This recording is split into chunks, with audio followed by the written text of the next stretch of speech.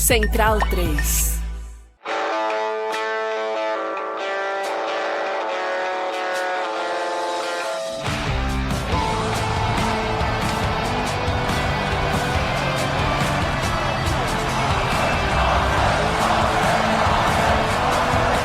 Fala pessoal, sejam muito bem-vindos a mais uma edição do podcast Meio Campo, a edição de número 238, que a gente grava no dia da abertura da Copa do Mundo de 2026. Daqui a pouco, daqui a algumas horas, México e África do Sul estarão no Estádio Azteca para a primeira partida da fase de grupos. O Estádio Azteca se tornará o primeiro a sediar 3 partidas de abertura da Copa do Mundo masculina, porque afinal é a terceira vez que o México cedia a competição ao lado do Canadá e ao lado dos Estados Unidos. Embora eu esteja começando a me convencer de só chamar de Copa dos Estados Unidos, porque eu não acho que o Canadá e o México mereçam ser associados ao que essa Copa está se tornando, ou pelo menos ao que essa Copa foi até agora. Antes da bola rolar, é claro, mas entre o preço dos ingressos e vistos negados e árbitro que não consegue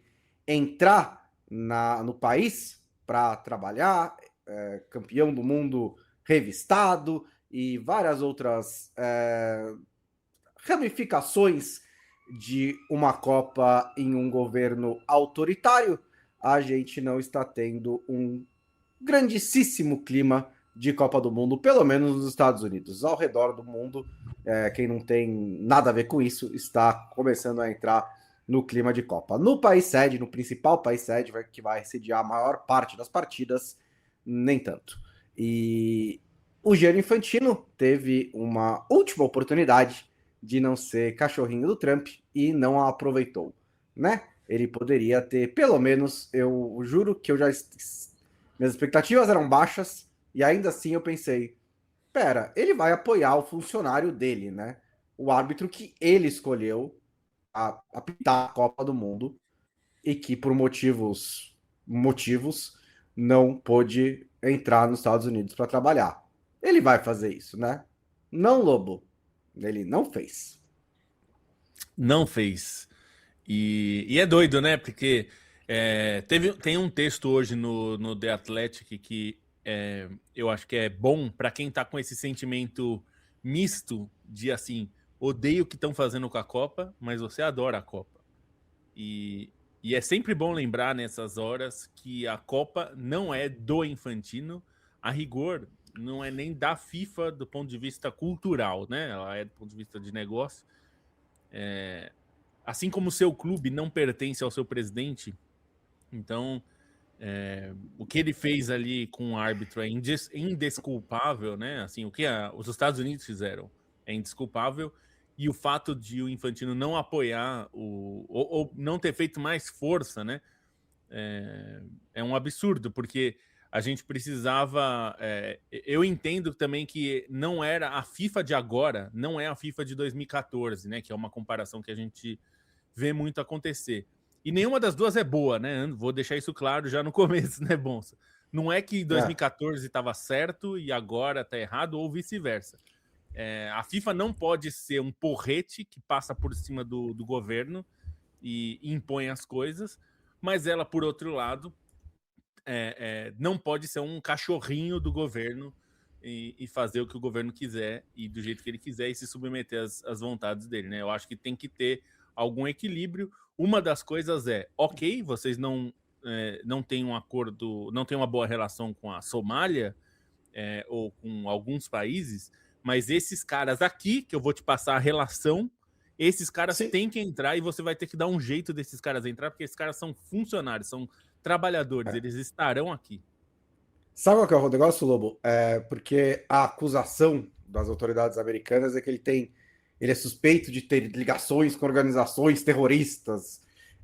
E a FIFA devia só... Por que a FIFA não pegou o telefone e ligou para o Trump, ou quem quer que tome essa decisão, e falou, não, ele não tem, a gente conhece ele. A gente também fez a nossa verificação de antecedentes, porque ele trabalha para a gente, e a gente tem certeza que ele não tem ligação com ninguém. Né? A gente coloca a mão no fogo pelo nosso árbitro. A gente coloca a mão no fogo pelo nosso funcionário. E assim, pode ser perfeitamente possível que isso foi feito e os americanos ignoraram. Só que isso é algo que o Infantino deveria ter falado, então. Falado, olha, a gente falou com o governo, a gente tentou, a gente interceder pelo árbitro, falou que ele não tem nada disso e eles não quiseram aceitar. Só que ele também não falaria isso, porque ele tá louco para não comprar nenhuma briga com o país sede da Copa do Mundo com os Estados Unidos. E aí o que acaba acontecendo é isso, ele dá de ombros em relação aos seus funcionários e sai com uma justificativa que é absurda, né? E que não é verdadeira, porque não é verdade que o país sede da Copa do Mundo tem total liberdade de decidir quem entra e sai do país. Isso, assim, na prática talvez tenha, mas não pode ter, porque Mas senão... existem acordos assinados, né, Bonsa? Quando você Exato. assina o contrato com a FIFA, você garante que os times, os funcionários e os torcedores, que é uma coisa que tem sido muito ignorada, né?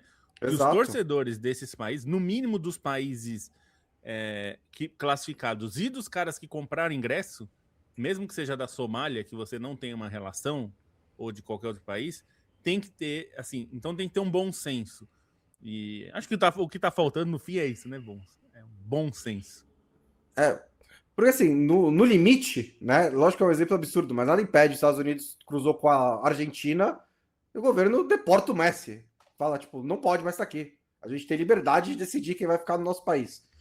Tipo, porque foi essa a resposta do Infantino, né? Ele falou pro jornalista inglês: ah, vocês vão receber a Copa do Mundo Feminina em 2035. Vocês não querem, vocês não acham que vocês têm o direito de decidir quem entra e quem sai?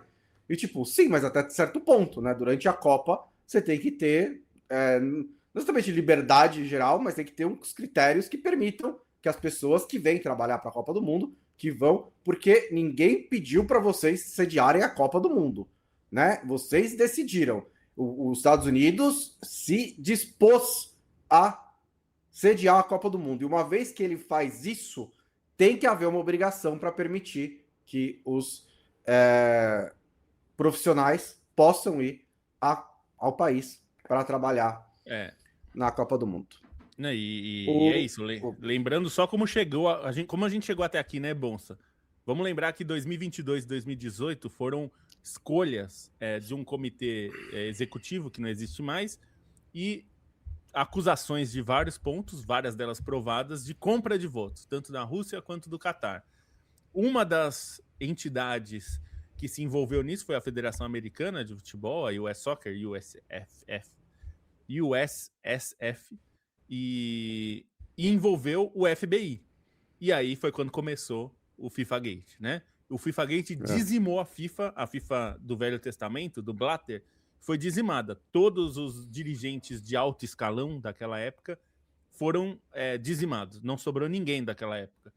Então a FIFA é uma nova FIFA. Do ponto de vista... De um lado, isso parecia bom, porque a FIFA era super poderosa, era uma entidade supra-país e que mandava e desmandava em todas as Copas até então. E de 2018 para cá mudou. Mudou no sentido de que tem que ser um outro parâmetro. Inclusive, uma das coisas que eles falaram quando escolheram Estados Unidos, Canadá e México era a mudança daquele padrão FIFA, caderno de encargos, que era um absurdo, encarecia tudo. Você tinha até que escolher o fornecedor que a FIFA impusesse ao comitê organizador, enfim. Tudo isso mudou no sentido de que a FIFA hoje prioriza quem tem estrutura mais pronta, justamente para evitar a gastança pública de dinheiro, que é uma boa. Então, Estados Unidos, México e Canadá não construíram nenhum estádio para a Copa. Muito que bem. A FIFA assumiu o comitê organizador, não existe mais comitê organizador local a partir dessa Copa, tudo é a própria FIFA, o que também eu acho razoável, porque aí os custos são seus e aí a despesa também. Mas ainda tem arestas. A gente está vendo várias cidades aí que falaram, peraí, mas o custo de segurança é todo meu e eu não vou ter receita. Então, tem questões. Então, eu acho que tem uma parte que foi importante de mudar.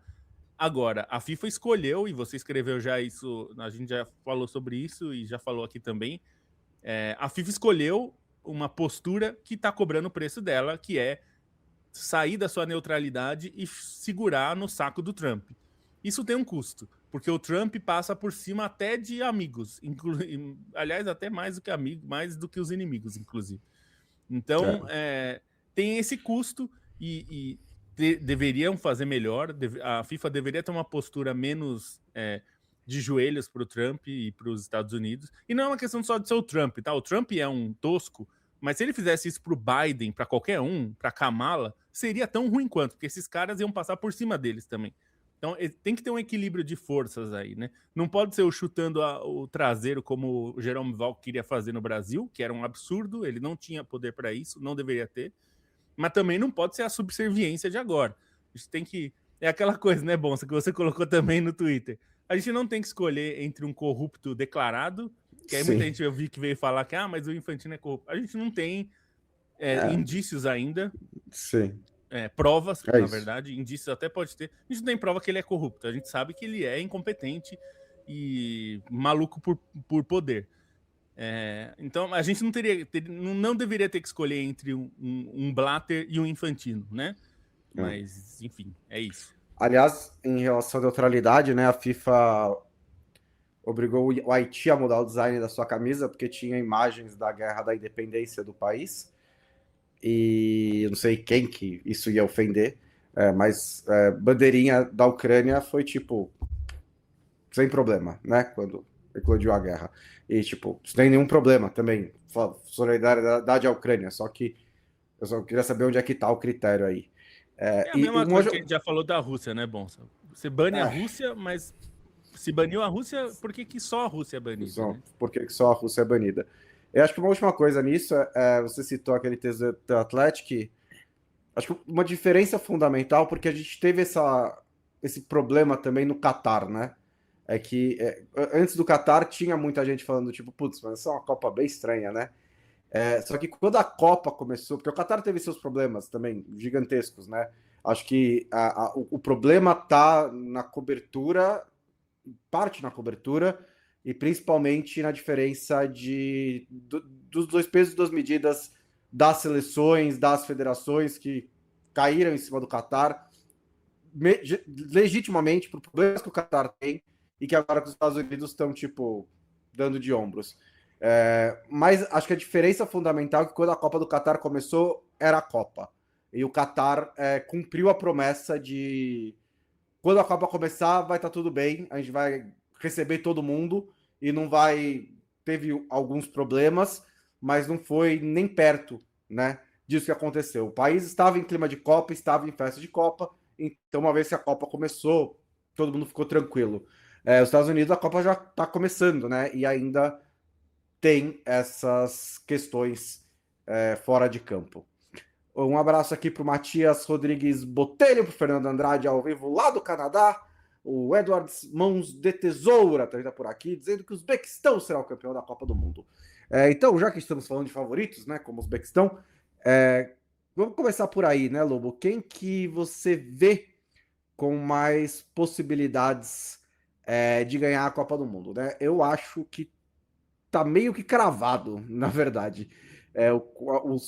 Os patamares ali, né, de favoritismo nesse momento. Espanha e França à frente, você pode colocar na ordem que você quiser.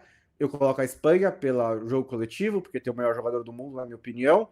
Mas quem coloca a França eu super entendo também. O time que tem, o pedigree que tem em Copa do Mundo sobre o trabalho do Deschamps.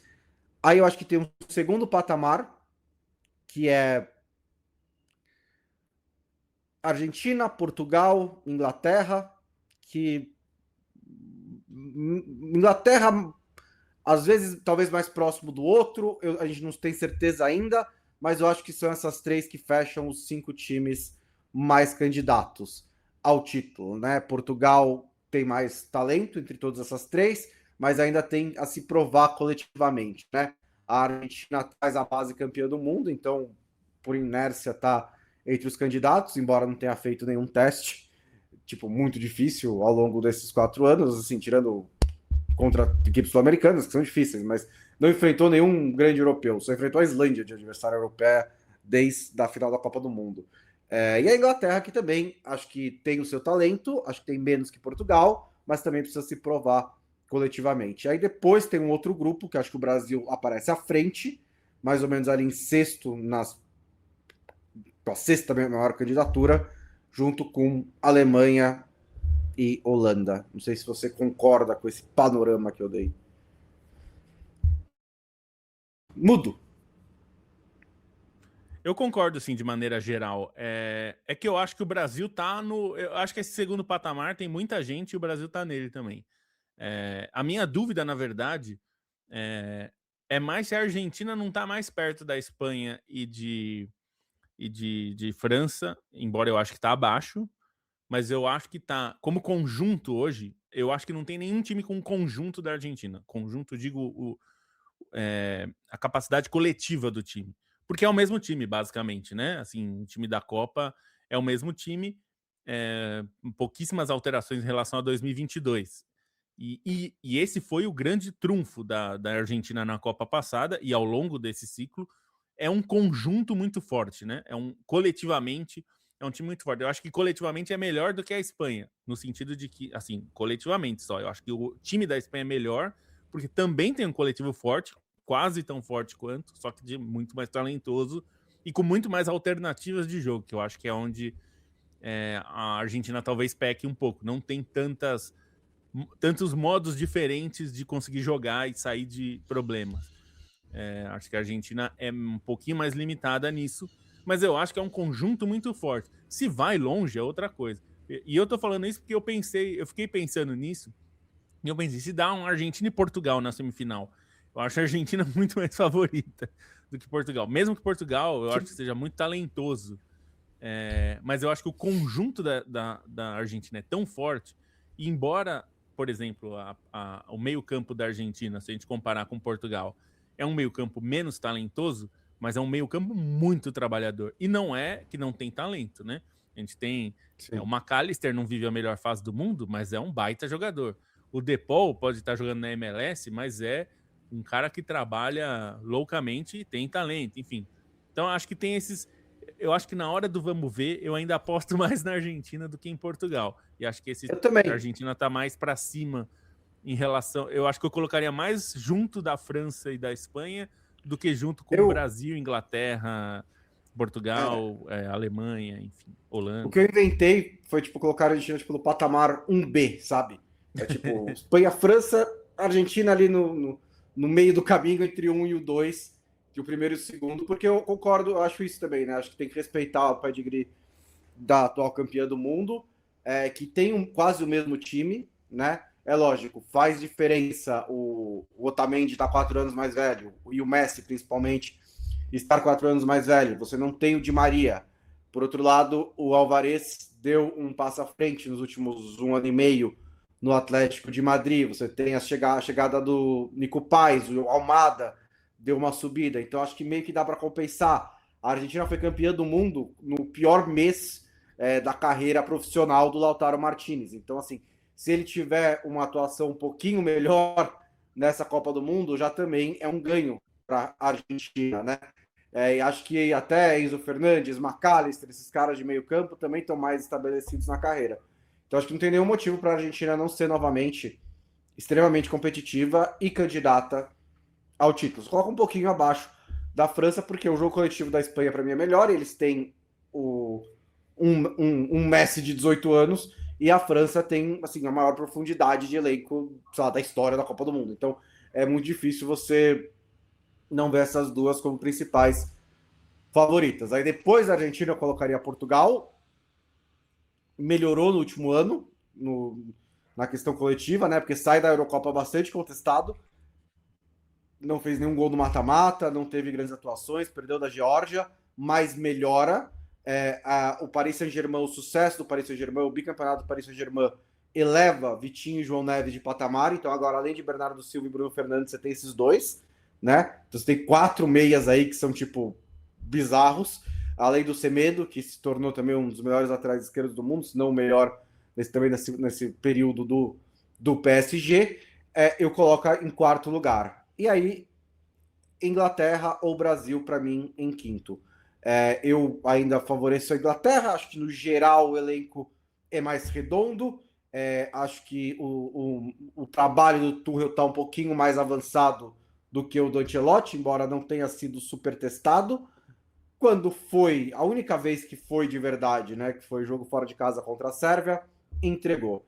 tem questões importantes, né?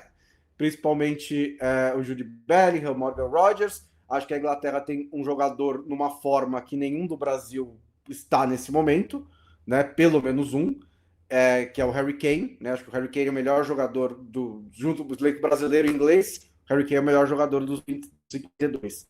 Então eu colocaria a Inglaterra um pouco à frente por causa disso. E aí depois o Brasil, principalmente pelo trabalho do Ancelotti, ainda está, sei lá, no começo, né? Até acabei de bater o olho no Twitter e tá. Mas contrataram o Ancelotti para essa ou para a próxima Copa? Para a próxima Copa, gente. Todo mundo sabe que é a próxima Copa. Não adianta ficar fazendo surpreso nesse momento. Ele chegou a um ano da Copa do Mundo. Ele fez 10 jogos antes da Copa do Mundo. Não foi tudo ou nada nessa Copa do Mundo. Não é essa que ele tem a obrigação de ganhar. Ninguém tem a obrigação de ganhar Copa nenhuma. Mas não é essa a Copa em que o time do Ancelotti vai estar pronto. É só óbvio, né? Acho que não precisa nem dizer com todas as letras, porque ele chegou outro dia, né? Porque a CBF ficou fazendo putaria com o ciclo da seleção brasileira por 4 anos. E aí ele chegou em cima da hora. É lógico que o trabalho não está perfeito, é lógico que o trabalho não está super avançado, não está super redondo. Não existe varinha mágica. Isso quer dizer que ele está acertando tudo que ele está fazendo? Eu acho que não, tem algumas decisões que acontecem também, mas faz parte do processo. Então, por esses motivos, eu colocaria ali o Brasil no sexto lugar. Aí a Alemanha, que tem questões também, acho que as últimas grandes torneios não foram tão bons assim. Ele foi uma participação elogiada na Eurocopa que a Alemanha sediou, mas quando você olha, foi mais em relativo, né? Em relação às outras, que tipo, quando você olha com um pouquinho de distanciamento, você fala, tá, mas não fez nada demais, né? Foi tipo normal, assim, uma Eurocopa para a Alemanha, né?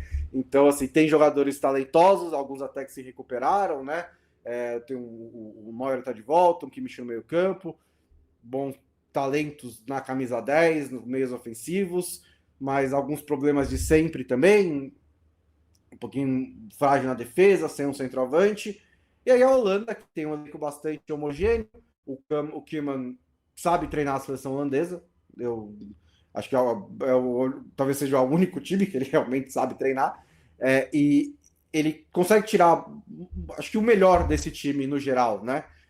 Tem alguns jogadores que deram uma crescida nos últimos anos, Reinders, Gravenberch, deram uma encorpada, mas falta a grande estrela para a Alemanha, para a Holanda, né? Assim, se a Holanda é campeã do mundo, quem vai ser o melhor jogador da Copa? O Van Dijk, né? Ou provavelmente, né? Não sei, sei lá, o Xavi Simons vai explodir, o Memphis vai fazer 12 gols. Xavi Simons não tá, né?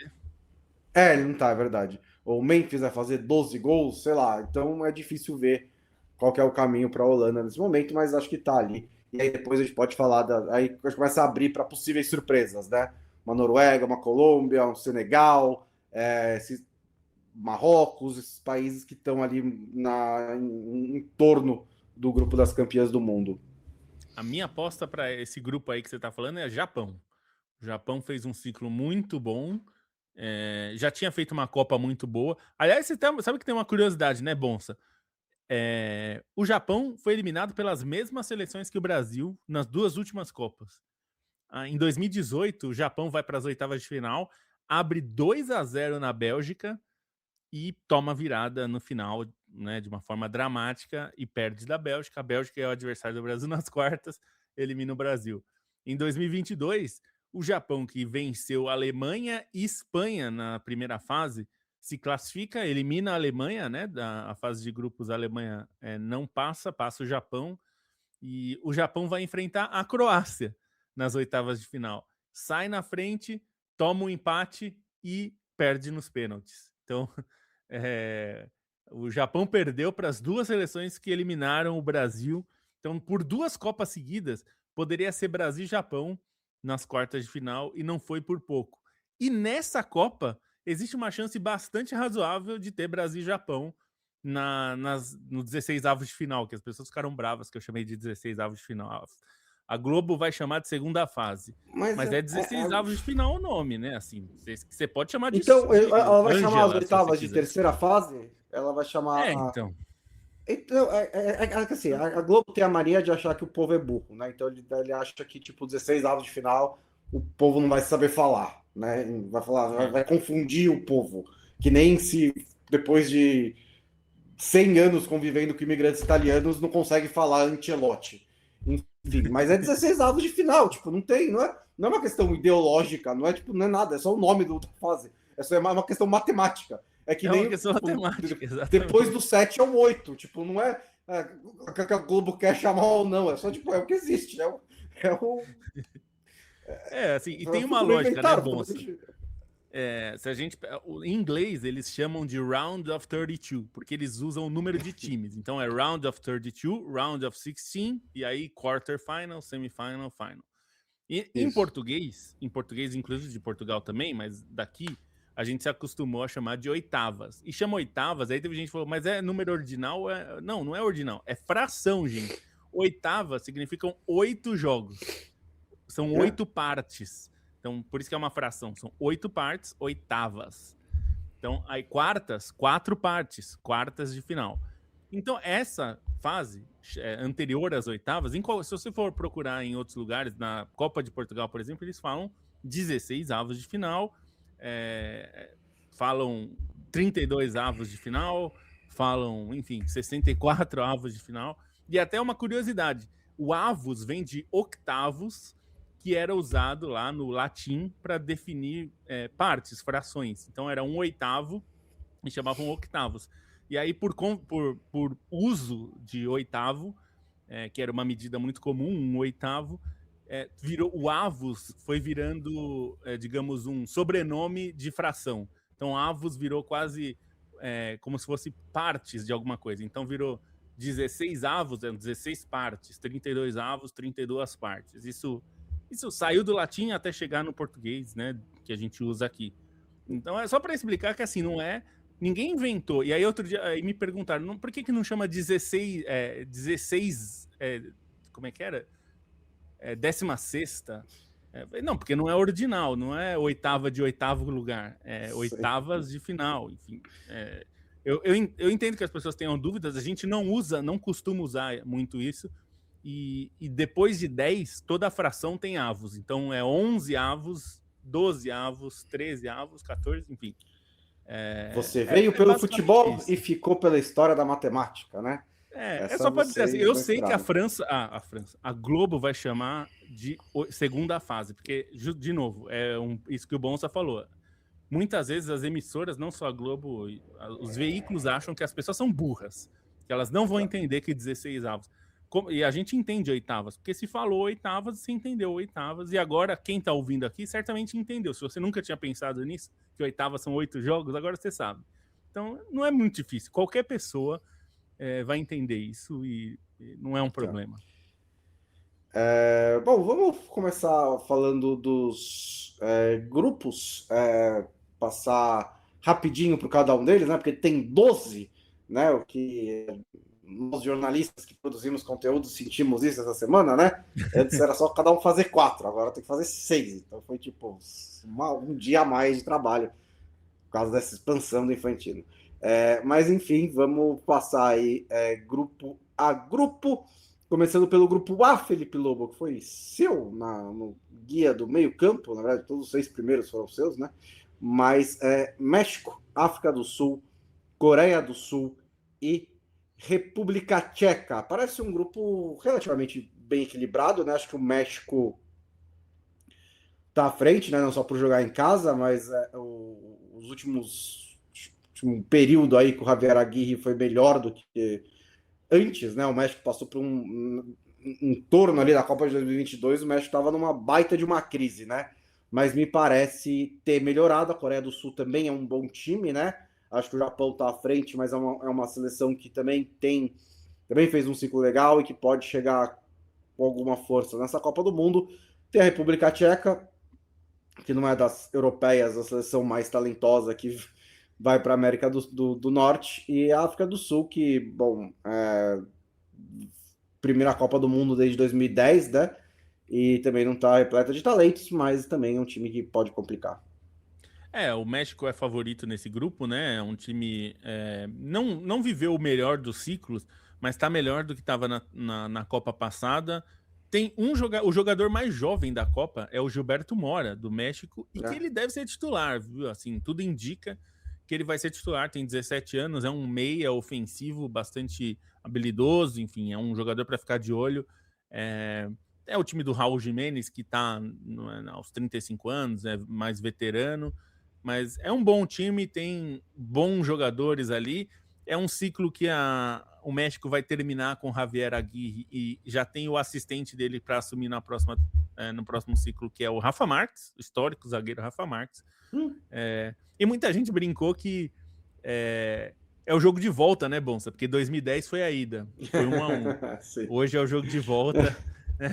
Porque 2 vezes a gente vai ver México e África do Sul abrindo a Copa do Mundo, só que em 2010 foi na casa da África do Sul e hoje é na casa do México, né? Essa curiosidade que a gente vai ver.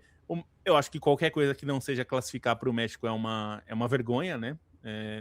Uma vergonha porque está jogando em casa, porque é uma seleção que se espera que chegue pelo menos às 16 avos de final, mas também porque o grupo é acessível, né? A Coreia do Sul é um bom time, mas está longe de estar no seu melhor momento. Talvez 2022 fosse um momento melhor para a Coreia do Sul. O ciclo da Coreia do Sul não teve muitos jogos bons, na verdade.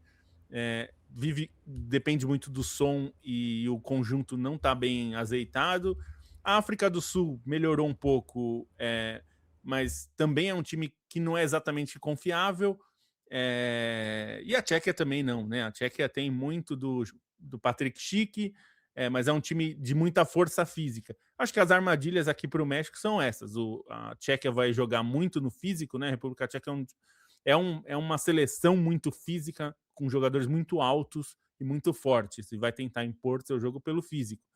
A África do Sul é um time ao contrário, é um time muito de toque de bola, muito porque quem assistiu a Copa do Mundo de Clubes, o Mamelodi Sundowns é a base, junto com o Orlando Pirates, mas é a base desse time. Então o Mamelodi Sundowns é um time de muita posse de bola, troca de passes e tal.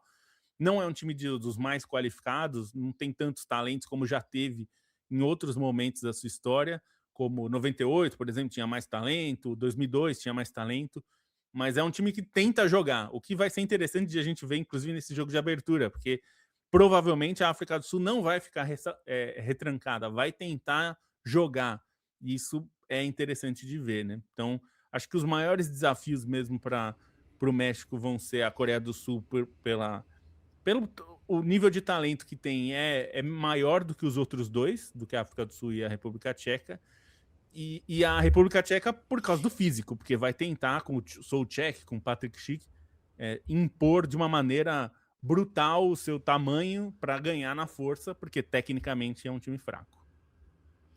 Aliás, sobre classificar ou não, sei que não é um experimento científico, viu, Lobo? Mas eu tô fazendo aquele vídeo, simulei a Copa do Mundo 100 vezes no Futebol Manager, sabe? E eu tô anotando qual que é a pior campanha que classifica para os 16 avos de final entre os terceiros colocados. Eu acho que isso é interessante de ver. E 4 pontos é quase garantido. Eu tô na metade ainda, mas é quase garantido, em quase todas. Tipo, das 50 que eu fiz, com 4 pontos você passava em 48, né? E mesmo... E ninguém passou com 2 até agora. Então, exige uma vitória. Pelo menos, né? Pelo menos de acordo com esse. Ou 3 empates. Ou 3 empates. E até 3 empates, talvez seja até melhor, porque não é só 3 pontos. Né? Oi? Você impede o adversário de fazer mais pontos também. E você não perde saldo de gols, porque a questão não é só os 3 pontos. Dá para passar com 3 pontos de saldo negativo, mas 3 pontos saldo positivo também é quase garantia. Então, tem que prestar muita atenção nisso, né, em qual vai ser o saldo dos times. Então, se você empata os 3 jogos, você tem saldo 0, né? Então, com 3 pontos e saldo 0, na maioria das simulações que eu fiz, chegaria às 16 avos de final. Porque a gente, antes da Copa, né, tava... 3 pontos deve dar para passar. Sim, mas não para todo mundo, né? Não é tipo todo mundo que faz 3 pontos estará na Copa, nos 16 avos de final. Times podem fazer 3 pontos e ficar fora. Fazer 4 pontos ficar fora é mais difícil. e 2 pontos você basicamente não tem poucas chances de chegar lá. Mas tem que ser 3 pontos sem levar muitos gols. Porque a maioria dos grupos tem a mesma dinâmica, né? Que é, tem o favorito, tem 2 times ali que estão... Que devem passar porque vão fazer 3 pontos, porque tem um time bem pior que todo mundo deve ganhar. Tipo, é lógico que não vai ser assim na prática, a gente vai ter surpresas, vai ter zebras, vai ter decepções, tudo isso. Mas é porque fazendo o Guia eu tava olhando, bom, se é só ganhar um jogo, vai ganhar um jogo e vai passar. Então vai estar todo mundo nos 16 avos de final. E não, vão estar só, né, 32 times, né? Que ainda é quase todo mundo, né? 2/3 da porra da competição. Mas ainda assim vai ter time que vai ganhar um jogo. É possível que tenha time que vai ganhar um jogo e que não chegue aos 16 avos de final. Vamos passar para o grupo B, em que, olha, Lobo, tem gente chamando do grupo da vida, mas a Suíça é bem favorita nesse grupo, né? Quando você pega, tipo, a histórico da Suíça em grandes competições dessa geração, né, que ainda tá por aí, Chaka, toda essa galera que o Brasil enfrentou umas 28 vezes aí recentemente, é um time extremamente regular, extremamente consistente em grandes competições. Os caras não vacilam em fase de grupos e eles têm um sorteio que, assim, não é um mais complicado, não é fácil também. Você tem um dos países sede, né? O Canadá, que fez um ciclo bom, chegou na semifinal de Copa América, é treinada por um bom treinador, o treinador tem experiência em alto nível, né? Não tem.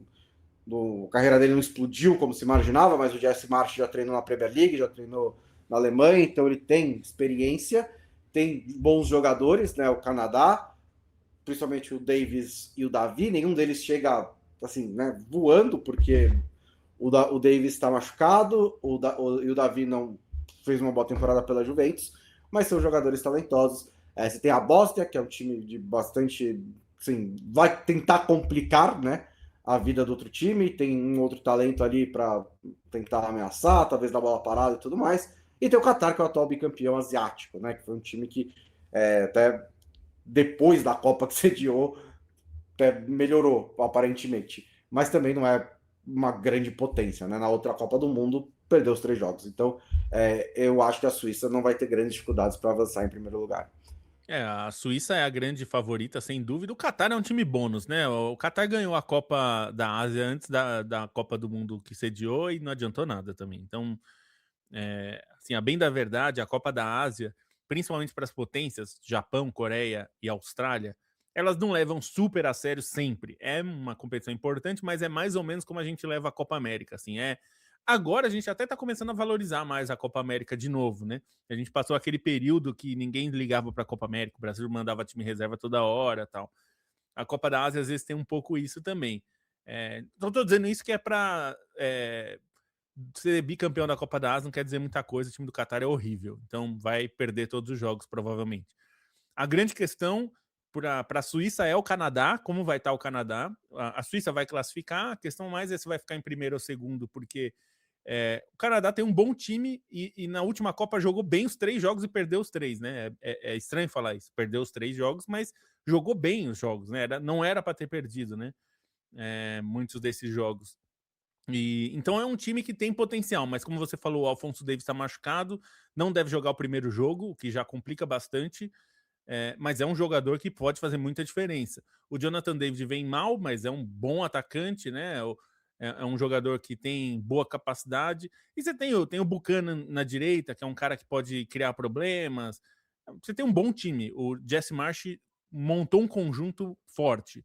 É pior tecnicamente do que a Suíça, mas é um bom conjunto, então acho que pode complicar a Suíça. Acho que esse é o único time que pode realmente complicar. A Bósnia vai sonhar muito mais com o terceiro lugar, porque é um time mais parecido com a República Tcheca nesse sentido, é um time muito forte, vai se impor na altura.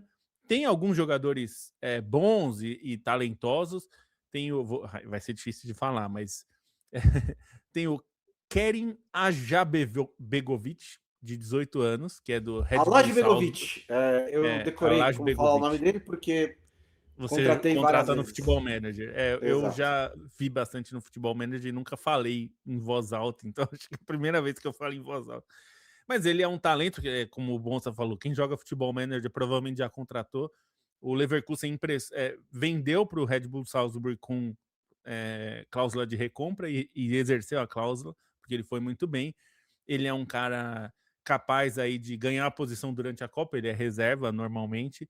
Tem o Esmir Bjarakteravic, de 21 anos, do PSV, que foi muito bem no jogo contra a Itália. Quem assistiu era o Camisa 21. Foi muito perigoso no jogo contra a Itália. É um cara mais habilidoso. Mas esses são os grandes talentos. Assim, tem claro, tem o Dzeko, que é um grande talento, mas tem 40 anos, né? Então não dá para esperar que ele leve nas costas como ele levou em 14. Então é um time que vai brigar pelo terceiro lugar. Deve ganhar do Qatar e aí torcer pelo que vier pela frente. Se arrancar um ponto de um dos dois, seja o que Deus quiser, né? Basicamente é isso. No grupo C está a seleção brasileira de futebol, pentacampeã do mundo, e é um grupo meio dificinho. Assim, não tem nenhum risco de classificação para a seleção brasileira. A seleção brasileira vai se classificar, né? O Ancelotti até acho que exagerou um pouquinho quando disse que não, a Copa começa nas quartas. Assim, você vai passar pelos grupos, gato, mas 16 avos e oitavas também vão ser complicadas, né? Então não é que no Brasil não é garantido, assim, pode ser que cruze, por exemplo, o Japão e Holanda nessas fases. Então, assim, são adversários que vão exigir do Brasil. O Marrocos também vai, né? Eu acho que o Brasil briga com o Marrocos pela primeira posição. Ficaria mais com... o Marrocos teve uma mudança de técnico, que até é inesperada, né? Cerca de um ano depois da Copa Africana de Nações, em que Marrocos chegou à final, mas não necessariamente convenceu o tempo inteiro, né? E depois o Regragui saiu do cargo. Acho que é uma seleção ainda muito bem organizada. Acho que em estágio coletivo está à frente do Brasil e está mais qualificada tecnicamente do que no Catar, né? Com as chegadas de alguns jogadores, né? Principalmente o Brahim Dias no ataque, né? Só que o do Abdé acho que vai ser importante, mas tem alguns outros nomes também que aparecem por aí. Mas o Brasil, assim, é para ganhar, pra fazer 6 pontos, pelo menos, né? Assim, acho que a Escócia não tem... a Escócia tem um jogo duro, consegue fazer, defensivamente organizado, e tem algum talento para castigar o Brasil se o Brasil vacilar. Principalmente o McTominay ou o McGinn, que são bons jogadores, mas não tem tanto, né? Então o Brasil tem que ganhar bem da Escócia e, lógico, vai acabar ganhando do Haiti. Acho que o jogo é interessante mesmo, considerando isso que a gente acabou de falar, né? Depois do jogo do Brasil, que é Escócia e Haiti, porque dependendo de quantos gols a Escócia fizer, né? Pode encaminhar muito já a vaga na Escócia para a próxima fase. E você sabia, Felipe Lobo, que a Escócia nunca passou da fase de grupos em nenhuma grande competição que disputou? São 8 Copas do Mundo, essa é a 9ª, e 4 Eurocopas, e eles nunca passaram da fase de grupos. Sem falar que faz 30 anos que eles não ganham uma partida em uma grande competição, desde a Euro de 96. A expectativa é alta de que essa seca vai acabar no sábado. É uma boa previsão, né? Ganhar do Haiti. O Haiti é o time bônus nesse grupo, né? Todo mundo tem que ganhar. Quem perder ponto do Haiti vai ficar se complicar. Só não digo que não classifica, porque classificam 3, então sempre pode, mas tem que ganhar. E eu acho que assim, Marrocos é bom a gente pontuar um pouco o que aconteceu, né? Marrocos era uma seleção em 2022 que jogava retranca e correria, e não é mais assim. Porém, contra o Brasil, considerando que são 3 classificados e que o jogo mais importante de Marrocos nessa primeira fase, né, na fase de grupos, é contra a Escócia. Marrocos não pode perder da Escócia, né? Então, eu imagino que Marrocos, embora nesse ciclo tenha sido um time mais ofensivo, a gente viu na final da Copa das Nações Africanas, não é um time tão retrancado como era em 2022, pelo contrário, é um time que tenta ser mais solto. Inclusive foi uma das missões do Regragui nesse ciclo, tentar fazer o time jogar mais, porque tem talento, né? E aí, enfim, não convenceu, como você falou, a Copa Africana em casa. O time titubeou bastante, não conseguiu jogar tão bem quanto se espera. Eu acho que o Regrag viveu um pouco a coisa que a gente vê muito com o Deschamps, Bonsa. A cobrança era: você tem talento para jogar mais do que você joga. E eu acho que é verdade. Marrocos tem mais talento para jogar do que tem jogado, do que jogou. É que ele conquistou o 4º lugar na Copa, chegou até a semifinal. Então, acho que ele tinha muito crédito. Mas a forma como perdeu a Copa Africana de Nações, ganhou nos recursos, enfim, tá ainda em disputa no tapetão, mas perdeu em campo, né? E isso teve um peso muito grande. Na coletiva, depois daquele jogo, teve jornalista perguntando se ele ia pedir demissão, se ele ia entregar o cargo. Então, era esse nível de pressão que existia sobre ele, e aí ele foi demitido. O técnico que assumiu é o técnico do Sub-20, que ganhou o Mundial Sub-20 de 2025. É bom dizer isso, né? Só tem um jogador daquele time que foi para a Copa, mas a Marrocos ganhou o Mundial Sub-20, assim. É algo relevante, né? É um time que tem uma base formada ali de criando jogadores, né? Acho que a Escócia, ninguém não tem nenhum segredo, como você falou, é um time de muita força física e defesa forte, né? E agora, tem 2 jogadores na Escócia que causam problema em qualquer time e a gente vê eles atuando com frequência, né, Bonsa? Que é o McTominay, que meteu um gol de bicicleta no jogo da classificação da Escócia. Esse gol vai virar uma nota de 20 libras na Escócia. Você sabia disso, Bonsa? Sabia. Então, esse gol é muito importante e é um cara que tem jogado muita bola. E o McGinn, né, do Aston Villa, é um cara que joga pelos lados, mas tem uma bola parada muito forte, né? Ele cobra muito bem. Então, são 2 jogadores para ficar de olho. Imagino que vai ser um jogo difícil para o Brasil, tanto contra Marrocos quanto contra a Escócia, por motivos diferentes, né? Acho que a Marrocos pode causar muito problema ofensivo, né? Muito problema para a defesa do Brasil, digo. E a Escócia vai trancar e vai tirar os espaços do Brasil. Não vai ter como correr contra a Escócia. Eles não vão deixar. Então, vão ser jogos difíceis. E vai ser quem goleia mais o Haiti, né? Acho que isso que você falou é verdade. Se a Escócia meter 5-0, a Marrocos e Brasil sabem, principalmente o Marrocos, precisa fazer mais do que 5, ou pelo menos 5, né? Enfim, é esse tipo de coisa. Ou se fizer 3, se fizer 2, enfim, tudo. Golear o adversário mais fraco por mais gols do que os seus rivais vai ser importante.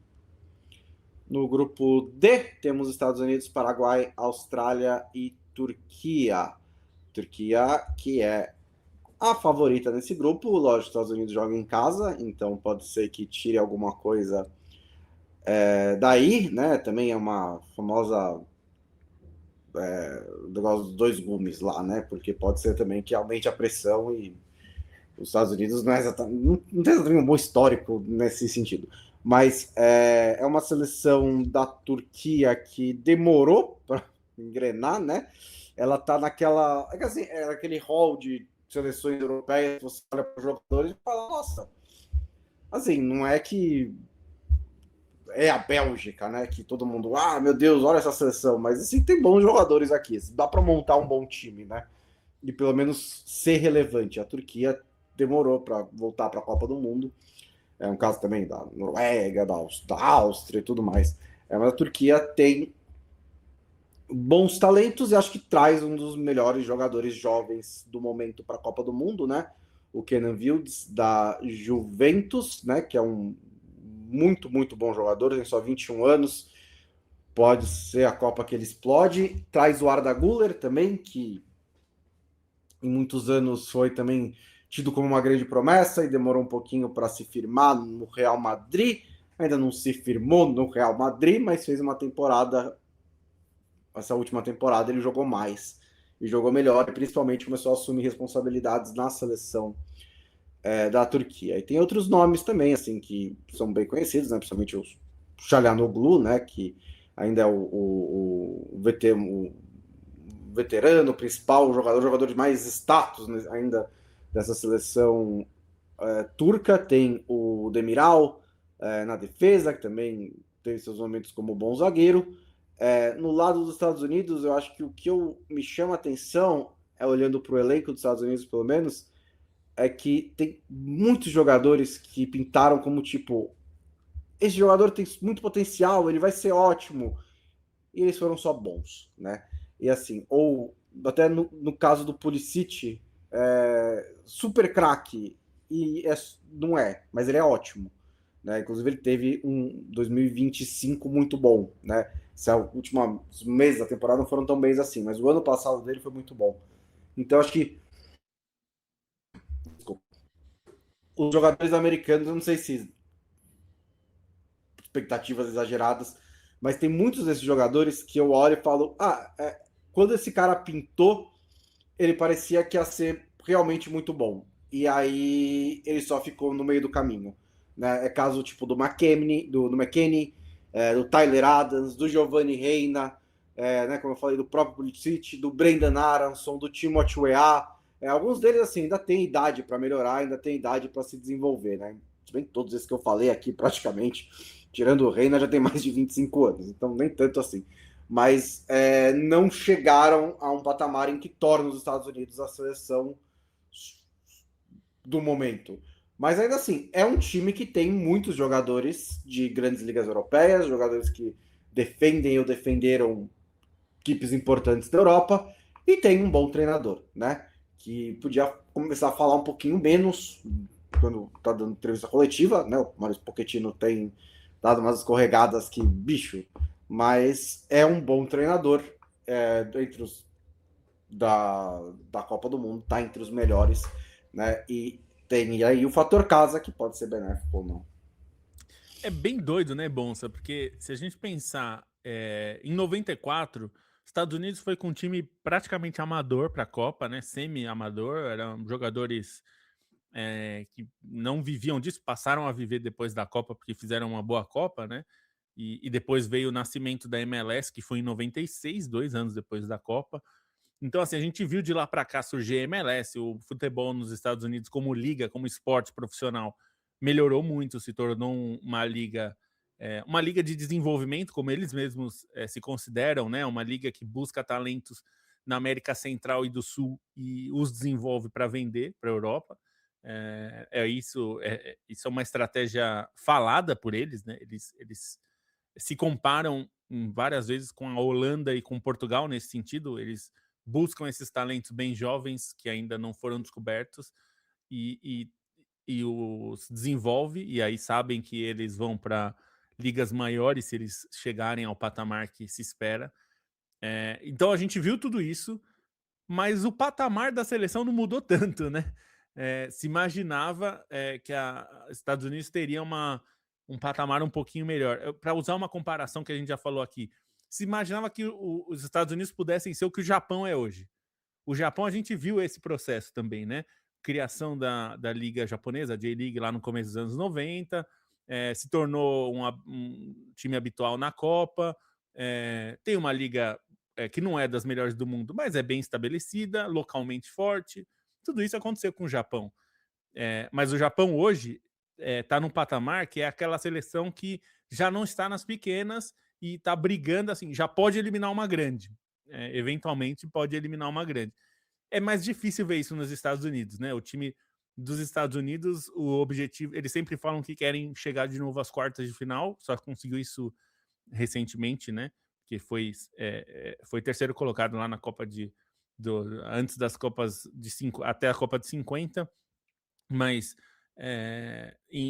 nessas Copas mais modernas, os Estados Unidos chegaram às quartas de final só em 2002, uma vez, e fica nas oitavas quase todas as vezes. Então, para passar desse patamar, me parece que ainda não chegou nesse nível. Como você falou, tem bons times, tem bons jogadores. O McKinney é muito bom jogador, assim, não é um craque, não se tornou o jogador de nível mundial que se imaginou, mas é um bom jogador. O Pulisic é a mesma coisa, eu acho que é um bom jogador, pode decidir jogos.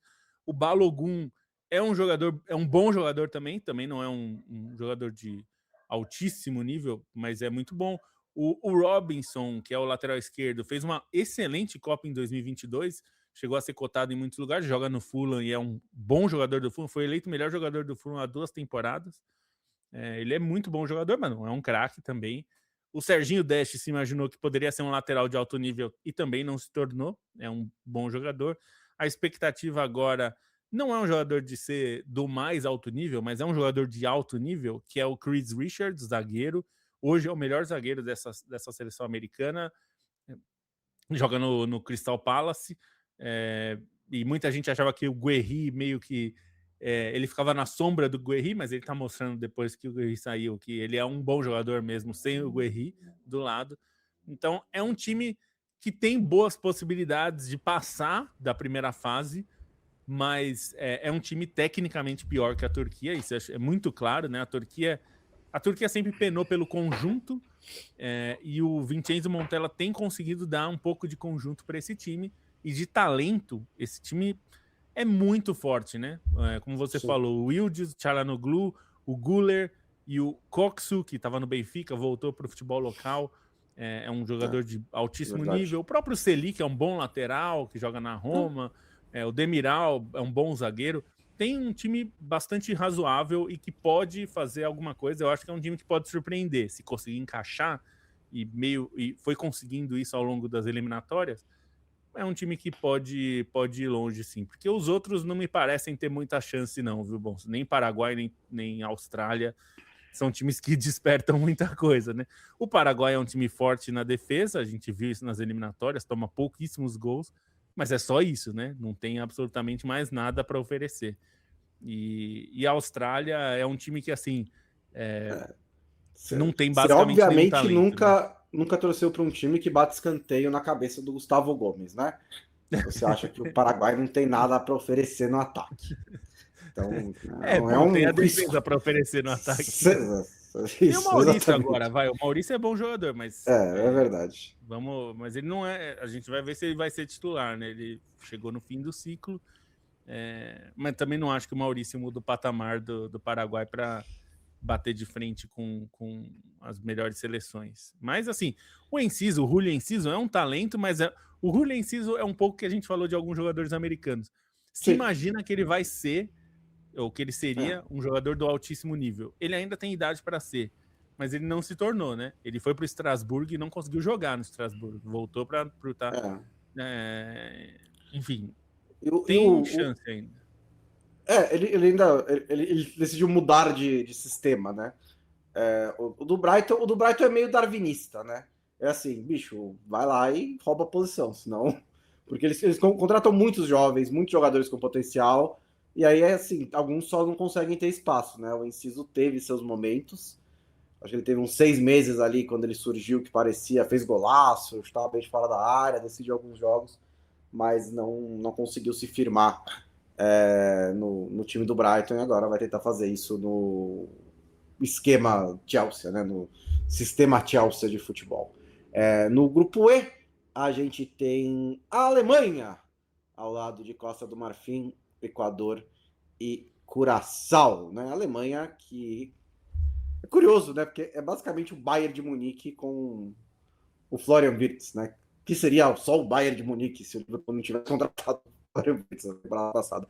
Mas são 6 titulares, né? O Neuer, o Jonathan Tah, o Kimmich, que na seleção joga na lateral direita, o Pavlovic, o Goretzka e o Musiala, né? Então, assim, toda a espinha dorsal do time é o Bayern de Munique.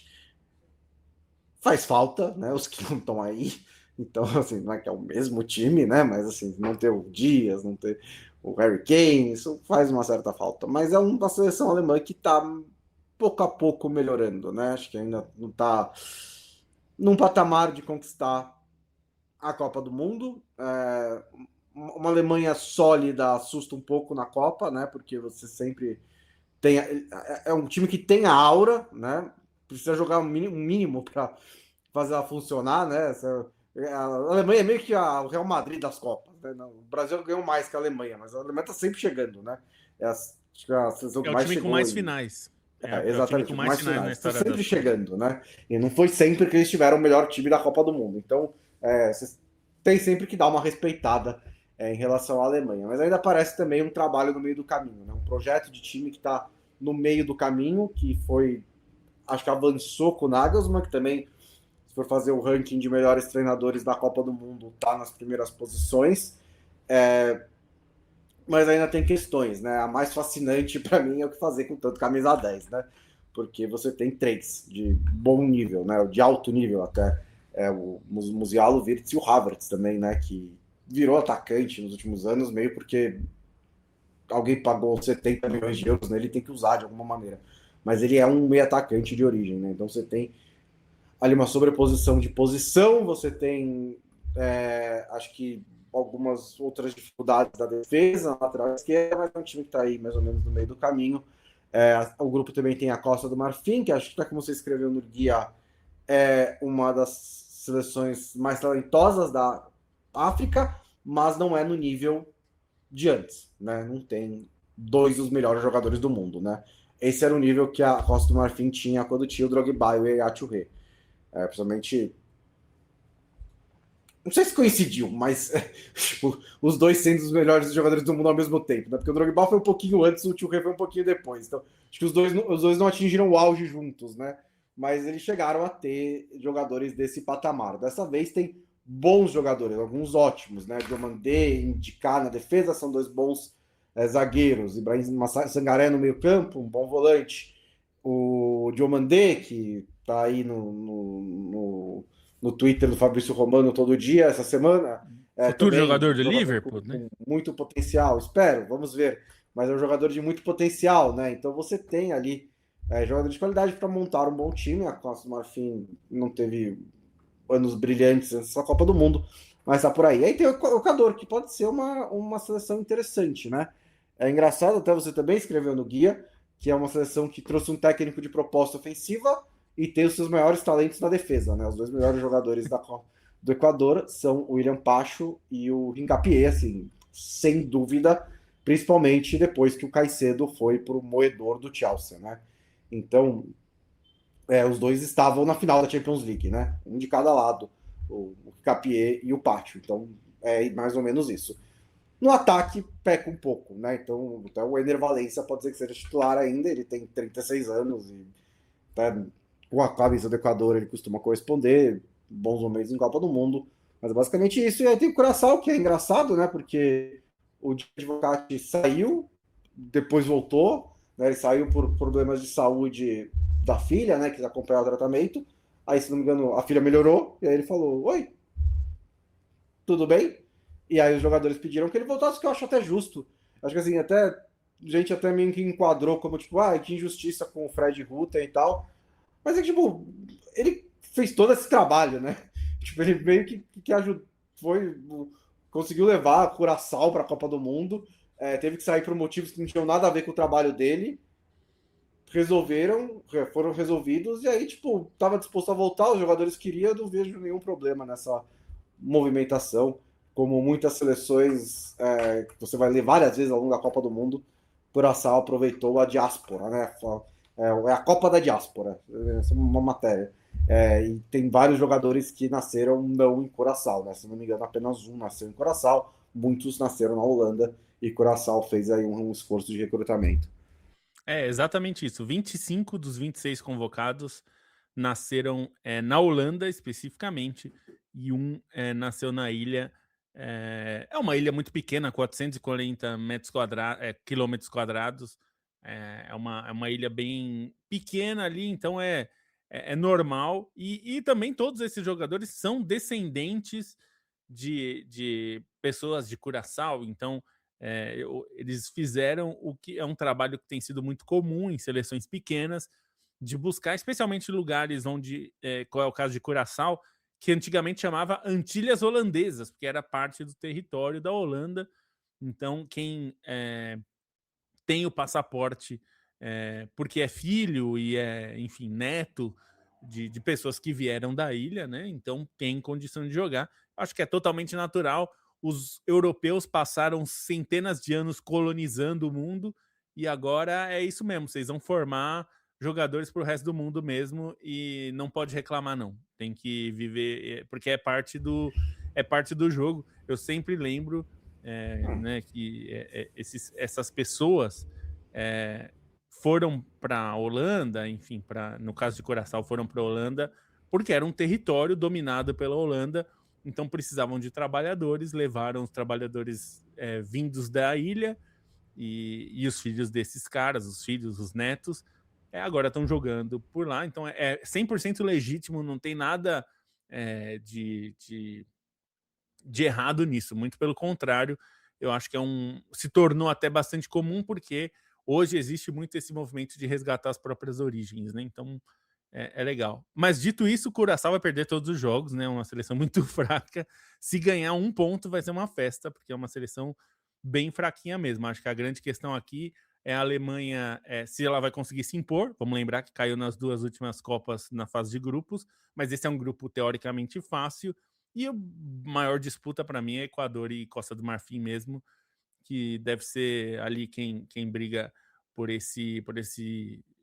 pelo segundo lugar, né? Digamos, pode ser até que tenha um terceiro classificado, mas esse é o ponto. E outro que é desses, a gente espera que se torne um talento e ainda não vingou, mas ainda está cedo, é o Kendry Páez, né?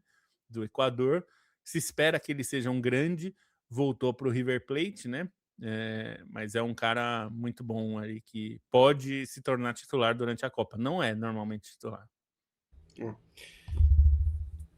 Grupo. Eu me perdi nas letras. Grupo F. F? Isso. Holanda está nesse grupo, ao lado do Japão, da Suécia e da Tunísia. Olha, esse me parece um dos grupos mais interessantes, viu? Porque acho que nem se a Tunísia ficar em primeiro lugar, eu ficaria tipo, caramba! Aí eu ficaria um pouco surpreso, né? sim. Mas ela pode brigar ali. Também é uma seleção que, dos representantes africanos, não tem tanto talento assim quando você olha para o elenco, mas costuma fazer algumas boas campanhas. Mas, lógico, os outros 3 times estão mais qualificados. Só que, assim, a gente falou já um pouco da Holanda, mas ela não é tipo uma cabeça de chave, entre aspas, tão dominante, né? E se a Suécia se encontra, e como você falou, o Japão com um dos melhores ciclos dos últimos de Copa do Mundo, né? Talvez o melhor fora de a Europa e a América do Sul, é uma briga bastante aberta, né? Por essa primeira colocação até. A Suécia é uma questão de esquecer o que aconteceu, né? Falar, tipo, deixa pra lá e torcer que daqui para frente será melhor, né? Porque foi um ciclo bem ruim, uma campanha das eliminatórias bem ruim, teve que passar pela repescagem.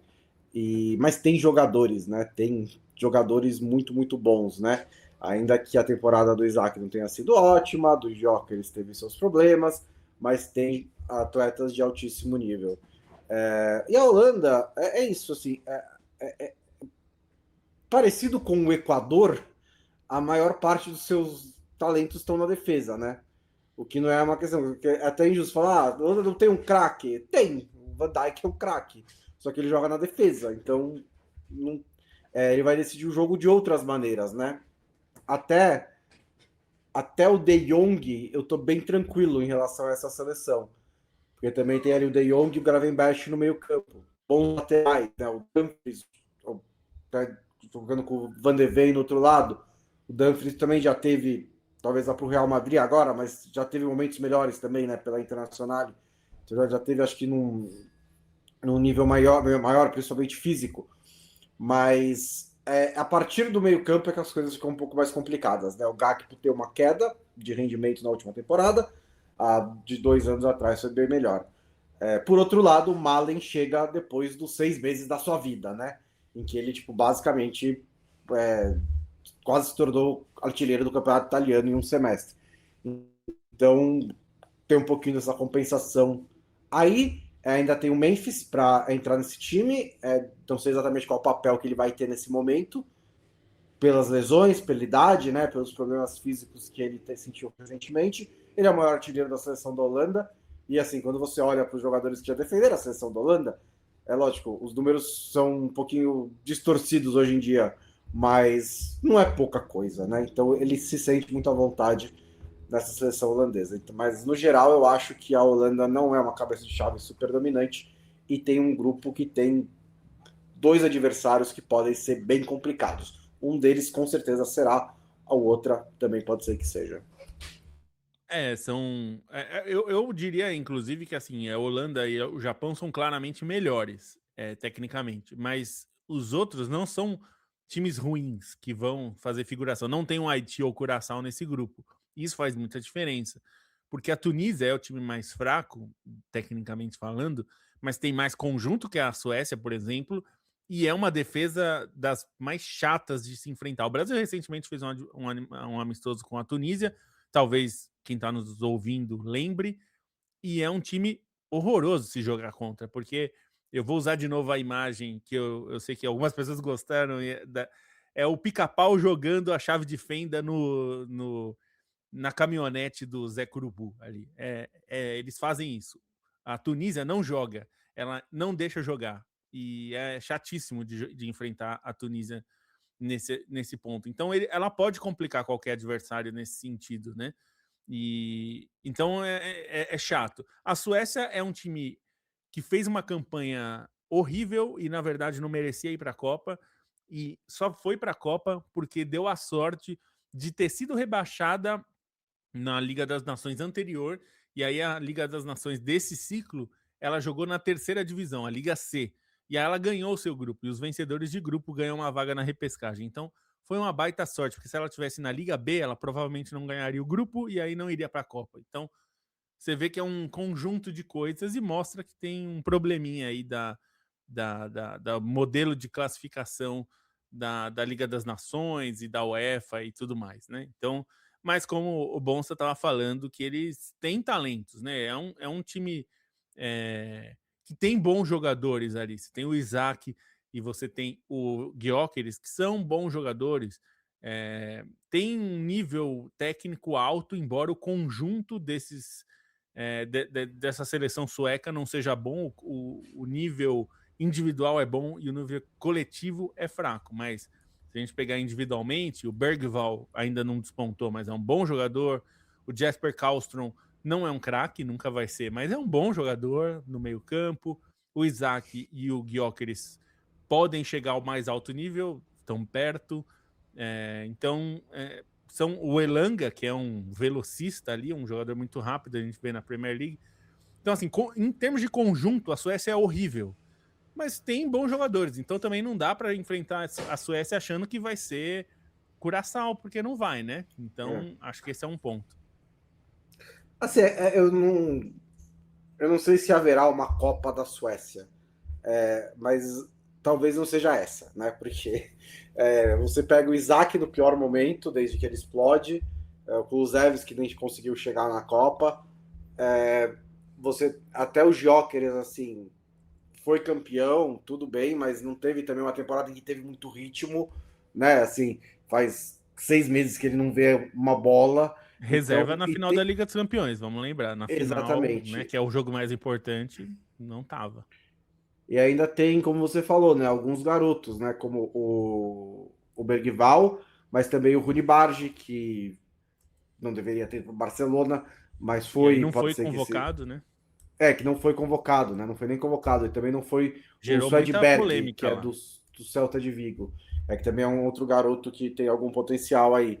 Então talvez na próxima Copa do Mundo uma Suécia consiga chegar mais encorpada, né? E talvez, como você disse, com um trabalho coletivo um Até pouquinho porque o melhor. Graham Potter tem contrato até 2030 já. Será que será que é essa Copa que ele quer ganhar ou é a próxima? Acho que não, acho que é a próxima. É a próxima. Vamos para o grupo G, que tem a velha geração belga, que agora é só Bélgica, né? A Bélgica é um pouco como a Costa do Marfim da Europa, porque é uma seleção também que não tem o talento que tinha antes, quando tinha, sei lá, 3 dos 4 melhores jogadores do mundo, tinha De Bruyne, Hazard e Lukaku, e ainda tinha o Kompany, e ainda tinha a Courtois, e ainda tinha, tipo, todos esses jogadores seriam titulares das principais seleções. Mas é um time que ainda tem bastante talento. Alguns desses caras continuam lá. O Lukaku, o De Bruyne, o Lukaku e o De Bruyne. E o Courtois na defesa, no gol, né? Voltou, ele tinha se recusado a jogar pela seleção com o Tedesco, aí o Tedesco foi demitido, agora a seleção é treinada pelo Rudi Garcia, e além desses caras, tem talento na seleção, mas não é a mesma coisa. Acho que essa é a Copa do Mundo em que vão pedir mais do Jeremy Doku. Ele chega num outro patamar nesse momento. Acho que a última temporada dele foi de um saltinho pelo Manchester City. Ele vai ser meio que a referência técnica, dependendo do quanto, né, os jogadores, os veteranos vão ser a referência técnica quando eles estiverem em campo e correndo, né? Mas não dá para ficar pedindo para eles fazerem todas as jogadas da Bélgica. Então acho que o Doku vai ser muito importante nesse sentido, né? Você tem um meio-campo muito bom ainda, com o De Bruyne, com o Amadou Onana e com o Tielemans, que é um desses jogadores que não foram assim, não se tornou um dos melhores meias do mundo, né? Que vai comandar o meio-campo do Paris Saint-Germain, mas virou um ótimo jogador.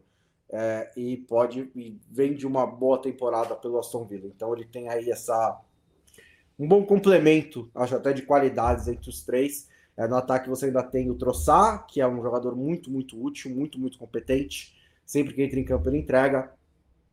E na ausência do Lukaku, que jogou 1 hora de futebol a temporada inteira, o Deketelaer tem jogado ali mais como um falso 9. O que sentiu mais a mudança de guarda foi a defesa da Bélgica. Né? A defesa da Bélgica era os mesmos caras durante 15 anos. Né? Alderweireld, Vertonghen, Vermaelen e company. Agora são outros jogadores, alguns bons, né? Mas não no mesmo nível. Então acho que a Bélgica deu um passinho abaixo. Mas é uma seleção que ainda pode ser forte, que ainda pode ser competente na Copa do Mundo, né? Acho que as expectativas não são mais as mesmas. Mas acho que é uma seleção que antes tinha um teto de final ou até ser campeã, e agora tem um teto de quartas de final. Se a Bélgica chegar nas quartas, show, a Bélgica fez um excelente trabalho. O grupo não é difícil, com todo respeito às outras seleções. Acho que o Egito chega melhor do que chegou em 2018, em parte porque o Salah tá saudável, né? Não tá na sua melhor forma técnica, mas ele não tá machucado. E aí é uma outra questão. Acho que ele tem a companhia do Marmouche dessa vez. Antes era ele e o Trezeguet, não aquele, né? Que eram os atacantes do Egito. É uma seleção que é bem armada, principalmente defensivamente, né? Uma seleção que na Copa Africana de Nações chegou até as semifinais numa baita de uma retranca, mas tem ali algumas soluções para talvez ser segunda colocada num grupo que tem o Irã, que pela primeira vez desde 2006 vai ser comandada na Copa do Mundo pelo Carlos Queiroz, e que tem a mesma estrutura, né? E tem alguns dos mesmos jogadores, não todos, mas Taremi, Benzerandi, essa galera que estava nas últimas Copas do Mundo, mas não dá para também ignorar o impacto que as questões geopolíticas vão ter nesse time, né? Não poder ter pouco tempo, toda a preparação foi colocada de cabeça para baixo, vai ter que entrar e sair dos jogos dos Estados Unidos. Até os Estados Unidos falou, não, pode chegar na véspera, legal, obrigado, Estados Unidos. Então acho que isso também vai ter um peso, né? Acho que Irã e Egito vão brigar pela segunda vaga. E a Nova Zelândia chega melhor dessa vez para a Copa do Mundo. A gente vai ter que se acostumar com a Nova Zelândia, não vai ter jeito, né? Se der uma vaga direta para a Oceania, vai ser até a Nova Zelândia ser transferida para a Ásia também, vai ser tipo a Nova Zelândia vai se classificar para a Copa do Mundo. Agora, dessa vez, eles têm jogadores de seleções, eles têm jogadores profissionais, né? Da outra vez que jogou a Copa do Mundo, eles eram semi, e agora todo mundo é profissional, todo mundo joga na A-League, tem jogadores, alguns em ligas europeias, e tem o Chris Wood, claro, que é a grande referência técnica. E é um time treinado, até curiosamente, talvez o segundo time que mais tenta jogar com posse de bola na seleção, porque no grupo, né? Depois da Bélgica. Tipo, Egito e Irã são melhores, né? Mas eles têm propostas mais defensivas e mais diretas. A Nova Zelândia tenta jogar com posse de bola. Lógico, é a Nova Zelândia, então tipo, eles não vão acertar muitos desses passes que eles vão tentar. Mas é um grupo assim que a Bélgica tem que ficar bem tranquila nesse grupo. Se essa coisa complicar para a Bélgica é porque as coisas deram muito errado. E eu acho que o Egito tem total condição de terminar em segundo lugar, em parte aproveitando os problemas do Irã. Se fosse o Irã, talvez nas últimas 3 Copas do Mundo, eu colocaria o Irã em segundo. O Irã também nunca chegou nos oitavos de final. Então acho que isso pode acontecer. talvez pelo terceiro lugar, mas acho que o Egito está um pouquinho à frente nesse momento.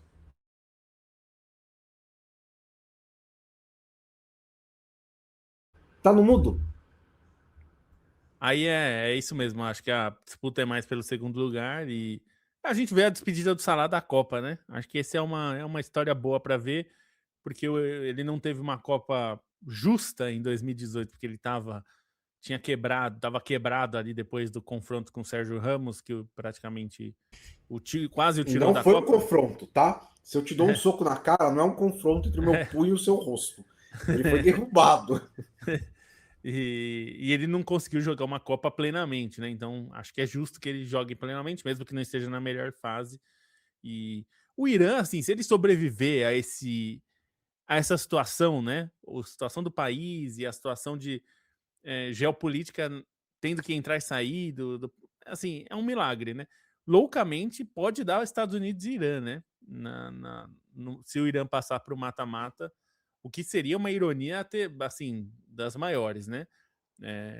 Mas eu acho difícil que o Irã consiga, porque prejudica muito a esportividade, né? O descanso dos jogadores e tudo, e o próprio mental. Então, assim, o Irã teria time para brigar, e acho que até seria um time hoje melhor do que o Egito, pelo que fez no ciclo, mas não dá para ignorar o que aconteceu, né, Bonsa? O que está Não dá. acontecendo, né? Porque ainda Tá acontecendo. o Trump tá falando que vai jogar bomba no país. Então, quer dizer. Próximo grupo, nós temos a principal favorita, na minha opinião, a Espanha, ao lado de Cabo Verde, Arábia Saudita e Uruguai. A questão com a Espanha é que desde que acabou aquela geração campeã, a geração dourada, né, Xavi, Iniesta, blá, blá, blá, desde que acabou de vez e começou o trabalho mais marcado pelo Luiz Henrique, o elogio que eu fazia, muita gente fazia, assim, nossa, a Espanha tem um grande jogo coletivo, né, mas tem um elenco que falta estrelas. É um elenco homogêneo, né, um elenco parecido com o da Holanda, acho que melhor, mas é um elenco que você tinha vários bons jogadores, mas você não olhava e falava, quem que é o craque desse time? Agora tem, né? Eles resolveram essa pendência. E agora eles têm o Lamine Yamal pelo lado direito. E não só o Lamine Yamal, porque pelo esquerdo também tem o Nico Williams, né? Então você tem dois pontas que estão entre os melhores do futebol mundial. O meio-campo, além de tudo, também tem profundidade, né? Então você tem Zubimendi e Merino, dois jogadores importantes do título do Arsenal. Você tem o Gavi e o Pedri, dois prodígios do Barcelona. Tem o Fabian Ruiz, bicampeão europeu. E ainda tem o Rodri, né, que é um campeão da Bola de Ouro. Que se recuperar ou não o seu melhor futebol é mais um bônus, né? Porque dá para montar o time mesmo sem ele. Na defesa, o Eric Garcia se recuperou, né? Se tornou um jogador bem importante do Barcelona, até às vezes jogando como volante no Barcelona. E o Pau Cubarsí também se firmou, pensando no último ciclo de Copa do Mundo. Então você tem também dois bons zagueiros. Acho que outro acontecimento dessa últimos 4 anos é a ascensão do Grimaldo, né? Que até conhecia-se e tal, mas ele foi um dos melhores jogadores do Leverkusen no título alemão.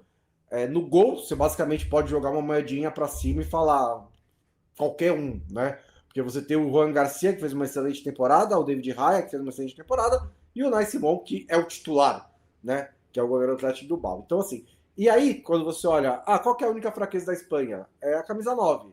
Aí vai olhar os gols, vai olhar o transfer market do Oyarzabal pela seleção espanhola. Faz um ano que ele faz gol e dá assistência em todos os jogos, né? Ele está sempre contribuindo, está sempre envolvido no ataque da Espanha. Saiu do banco de reservas para decidir a final da Euro. Então, assim, mesmo essa lacuna, entre aspas, está muito bem resolvida com o Oyarzabal. Então, tipo, é uma seleção que tem talento em todos os setores e que joga mais ou menos da mesma maneira há uns 6 anos, né? E subiu jogando junta. Inclusive com esse treinador, alguns desses jogadores que fizeram parte das seleções de base da Espanha. Então tem todo um processo, né? Outra vez eu chamei de culto, né? Tem que ser engraçadinho, mas é um processo que torna essa seleção espanhola um melhor jogo coletivo, acho que de longe, do futebol de seleções. É uma mistura, acho que uma dos feitos do De La Fuente foi conseguir misturar a posse de bola com um jogo mais direto. Que aí você tem o melhor dos dois mundos. Que é mais ou menos o que o Luiz Henrique gosta de fazer também, né? Não é exatamente só do De La Fuente, mas acho que ele deu um passo à frente nessa proposta. Porque é um time que tem a posse de bola característica da Espanha, mas que aciona os pontas com mais agressividade do que as Espanhas anteriores faziam. E tem melhor pressão no futebol internacional. Então, sempre que perde a bola, tá tentando recuperar o mais rápido possível e consegue fazer isso muito bem. E isso torna a Espanha a principal favorita da Copa, na minha opinião. O grupo também, assim, mesmo se fosse difícil, a Espanha seria a favorita, e não é, né? Assim, o Uruguai pode complicar, é lógico que pode.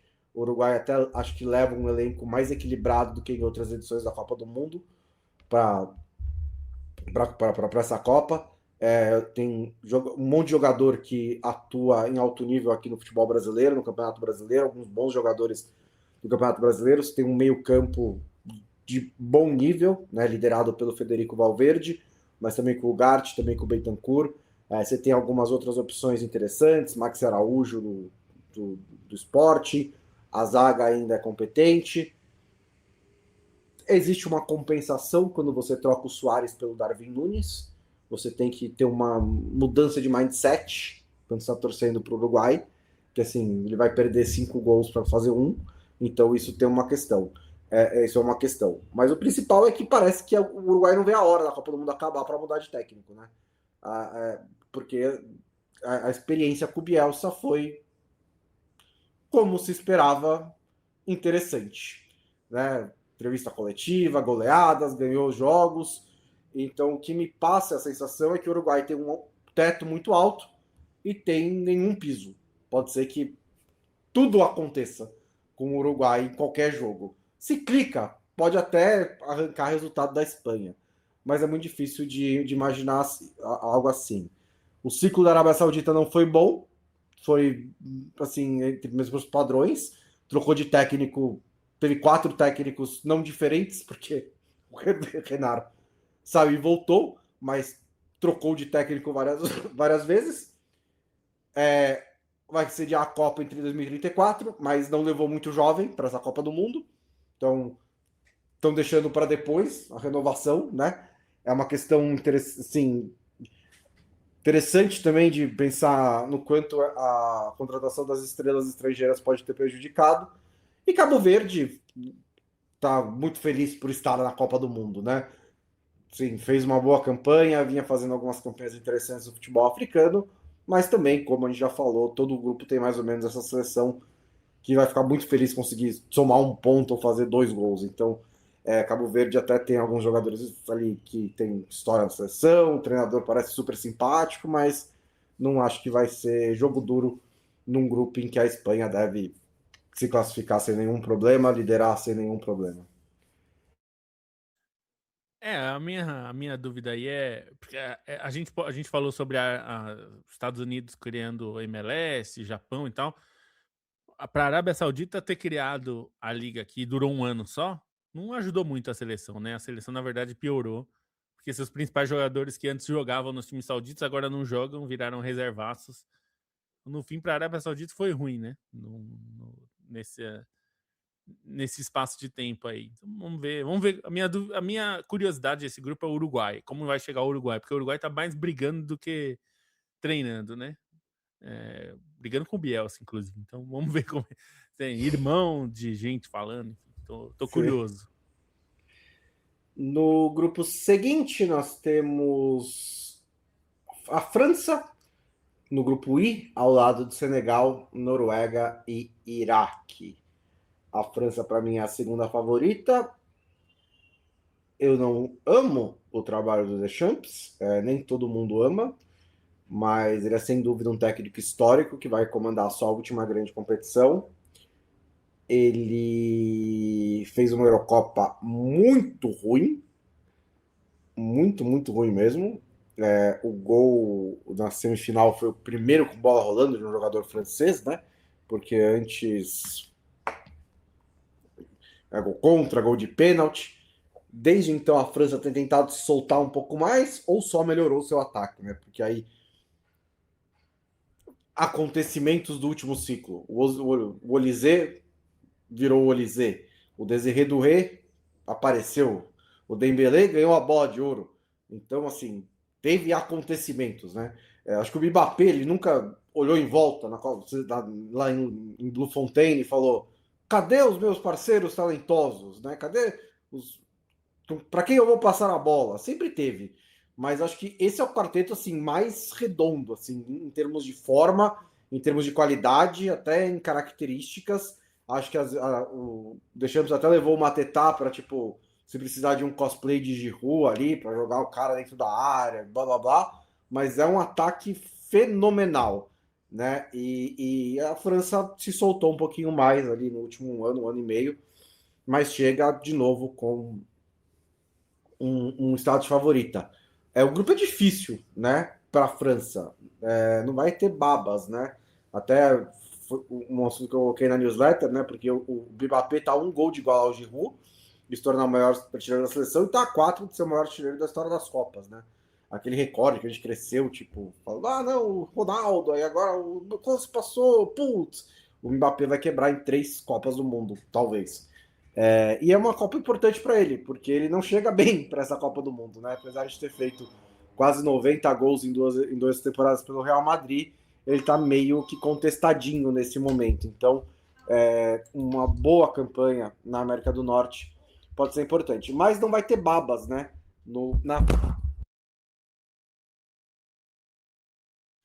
Opa, você derrubou seu microfone aí, Bonsa. Desligou o microfone. Agora Pronto? sim. Pronto. É que ele caiu aqui. Mas não vai ter babas, né? Porque uma das seleções é Senegal, que assim, não é que Marrocos iludiu o mundo, né? Mas é que assim, se não fosse as semifinais da Copa do Mundo, talvez a gente diria que Senegal é a melhor seleção africana, né? Porque ganhou 2 das últimas 3 Copas Africanas de Nação, e quando você olha para o elenco, tem talento em todo lugar, né? Ainda tem seus senadores, Mendy, Koulibaly, Mané, mas tem gente chegando também. Realmente o Lamine Camara, tem o Hassani Diallo, que pode para um próximo ciclo mais do que nesse, mas ainda também é um bom jogador. O Nicolas Jackson, centroavante de Bayern de Munique, e no meio campo ali o Pape Gueye, Idrissa Gueye, tem muitos jogadores ali. E a Noruega, que chegou finalmente, né? E acho que pode ter uma boa Copa do Mundo, pode ser uma das grandes surpresas dessa Copa do Mundo, porque é um time que amadureceu, é um time que tem bons talentos, e ninguém quer enfrentar o Haaland no mata-mata, né? Assim, porque o Haaland é o tipo de jogador que contra qualquer time do mundo, não importa o que esteja acontecendo, pode fazer 3 gols. E aí, de repente, acabou a sua Copa do Mundo. Né? Ou 2 gols. E aí, de repente, acabou a sua Copa do Mundo. Né? Ele tem essa capacidade. Então, é melhor não enfrentá-lo. Então, vão ser 2 adversários que vão ser um bom teste para a França nessa fase de grupos. E aí tem o Iraque, que demorou 3 anos para se classificar à Copa do Mundo. Eles começaram a campanha em novembro de 2023 e terminaram tipo agora, né, nas repescagem internacional. É um time, o grande trunfo desse time é ser treinado pelo Graham Arnold, que é o treinador da Austrália, né, da Copa passada, que quase tirou uma casquinha ali da Argentina. E é isso aí, assim. É um time que não tem muito talento, assim, né? Que não tem muitos jogadores em grandes times.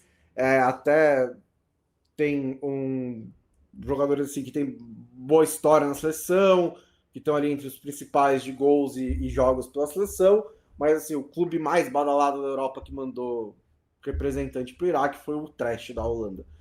Ou talvez o Vitória Pilsen, sabe? Então é esse mais ou menos o nível. A maioria do elenco joga na liga local, então não é exatamente uma grande potência. Então acho que a França não deve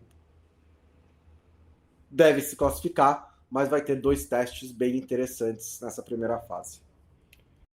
Eu fiquei. Me chamou a atenção e algo que eu concordo com você. Senegal tem um potencial de ser uma seleção que pode surpreender, pode ir longe. Se fosse para apostar num africano especificamente, eu acho que eu apostaria ainda mais no Senegal do que no Marrocos. Marrocos tem muito talento, mas Senegal tem mais consistência, né? Consistência histórica, recente e de talentos também, né? Também tem os seus talentos no Senegal, e é uma seleção que tem batido perto ali de chegar mais longe. Então eu concordo que não acho que foi um acidente o Marrocos ter chegado longe, foi mérito do trabalho deles, mas de fato a gente viu na Copa Africana de Nações, né? O duelo foi super equilibrado e Senegal é uma seleção que pode vencer sim. Então eu acho interessante e ver até onde vai a Noruega do Haaland e do Odegaard, né? Grupo J, Argentina, Argélia, Áustria e Jordânia, o famoso triplo A, né? O grupo J, mais a Jordânia. A Argentina, a gente falou um pouco já também, né? E acho que tá de boa, sinceramente, não tem enfrentado europeu. Não me preocupa muito, não. Até porque, assim, é uma seleção que teste vai fazer? É o mesmo time. O que vai testar? Testou em Lusail. Foi bem no teste. É o mesmo time, basicamente, que vai jogar. Tá mais velho, é só isso. Então, precisava fazer 6 amistosos contra... até ia fazer em março contra a Espanha, na finalíssima, foi cancelada. E aí falou, tá bom, então vamos jogar contra a Mauritânia. Tipo, poderia ser mais difícil do que a Mauritânia e Zâmbia e, tipo, Porto Rico e Islândia, né? Podia ter um pouquinho mais.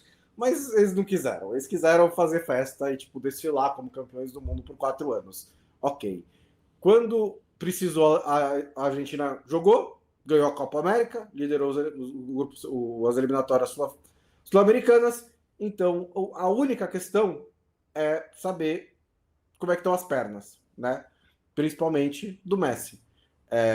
Ele passou o último ciclo quase inteiro na Major League Soccer, ele tem 38 anos, acho que ele não tem mais a potência que ele tinha, acho que ele não tem mais a resistência que ele tinha, ele ainda, se a bola cair no pé dele, acha o passe, né? Se a bola cai no pé dele perto da área, acha o ângulo, então a questão é se ele consegue se colocar, né, nessas posições, ou receber a bola nessas posições. Ele foi artilheiro das eliminatórias, então talvez sim, né? Mas é uma dúvida, né? Assim, é uma questão assim, não tô dizendo que o Messi não vai fazer uma boa Copa do Mundo, mas pode ser que ele não faça, porque ele tem 38 anos e tá jogando na Major League Soccer, então pode ser que não aconteça. Ele não foi bem na Copa do Mundo de clubes contra bons adversários. Ele estava jogando com companheiros muito menos qualificados do que ele vai ter na seleção argentina, também que é basicamente o time dele. Mas é uma questão para se ter em mente nesse momento, antes da Copa do Mundo começar. A Argélia é uma seleção interessante também, Lobo. Ela é treinada pelo Vladimir Petkovic, né, que é o ex-treinador da Suíça, né? E antes de ser eliminado na Copa Africana de Nações, estava sendo meio a única sensação. O time que estava jogando um bom futebol, né? Um futebol agradável de se ver. Acabou sendo eliminado e tudo mais, mas se classificou sem problemas e tem um bom time, né? Acho que tem principalmente bons atacantes. Tem o Amoura, um atacante do Wolfsburg, que pintou bem recentemente, tem o Guiri e tem o Mahrez, né? Então tem ali um trio de ataque que pode ser interessante, tem o Bentaleb ainda no meio campo, tem um bom elenco para tentar fazer alguma coisa. Não acho que está entre as principais seleções africanas, mas está perto. E aí a gente tem a Áustria, que é uma dessas seleções que eu mencionei, que eu olhava e falava, putz, mas dá para fazer melhor do que isso aqui, né? E finalmente fez, né? Com o Ralf Rangnick, que saiu do Manchester United e meio mal, em baixa, né? Meio mal não, mal em baixa, mas foi para o futebol de seleções e conseguiu tirar o futebol que se esperava da Áustria. É uma pena que tenha chegado no momento em que o Alaba não pode mais contribuir tanto assim, porque começou a se complicar com muitas lesões, mas assim, o Rangnick é basicamente o pai do projeto esportivo da Red Bull e quase todos os jogadores da Áustria em certo momento passaram pelo projeto esportivo da Red Bull, seja no Salzburg ou seja no RB Leipzig.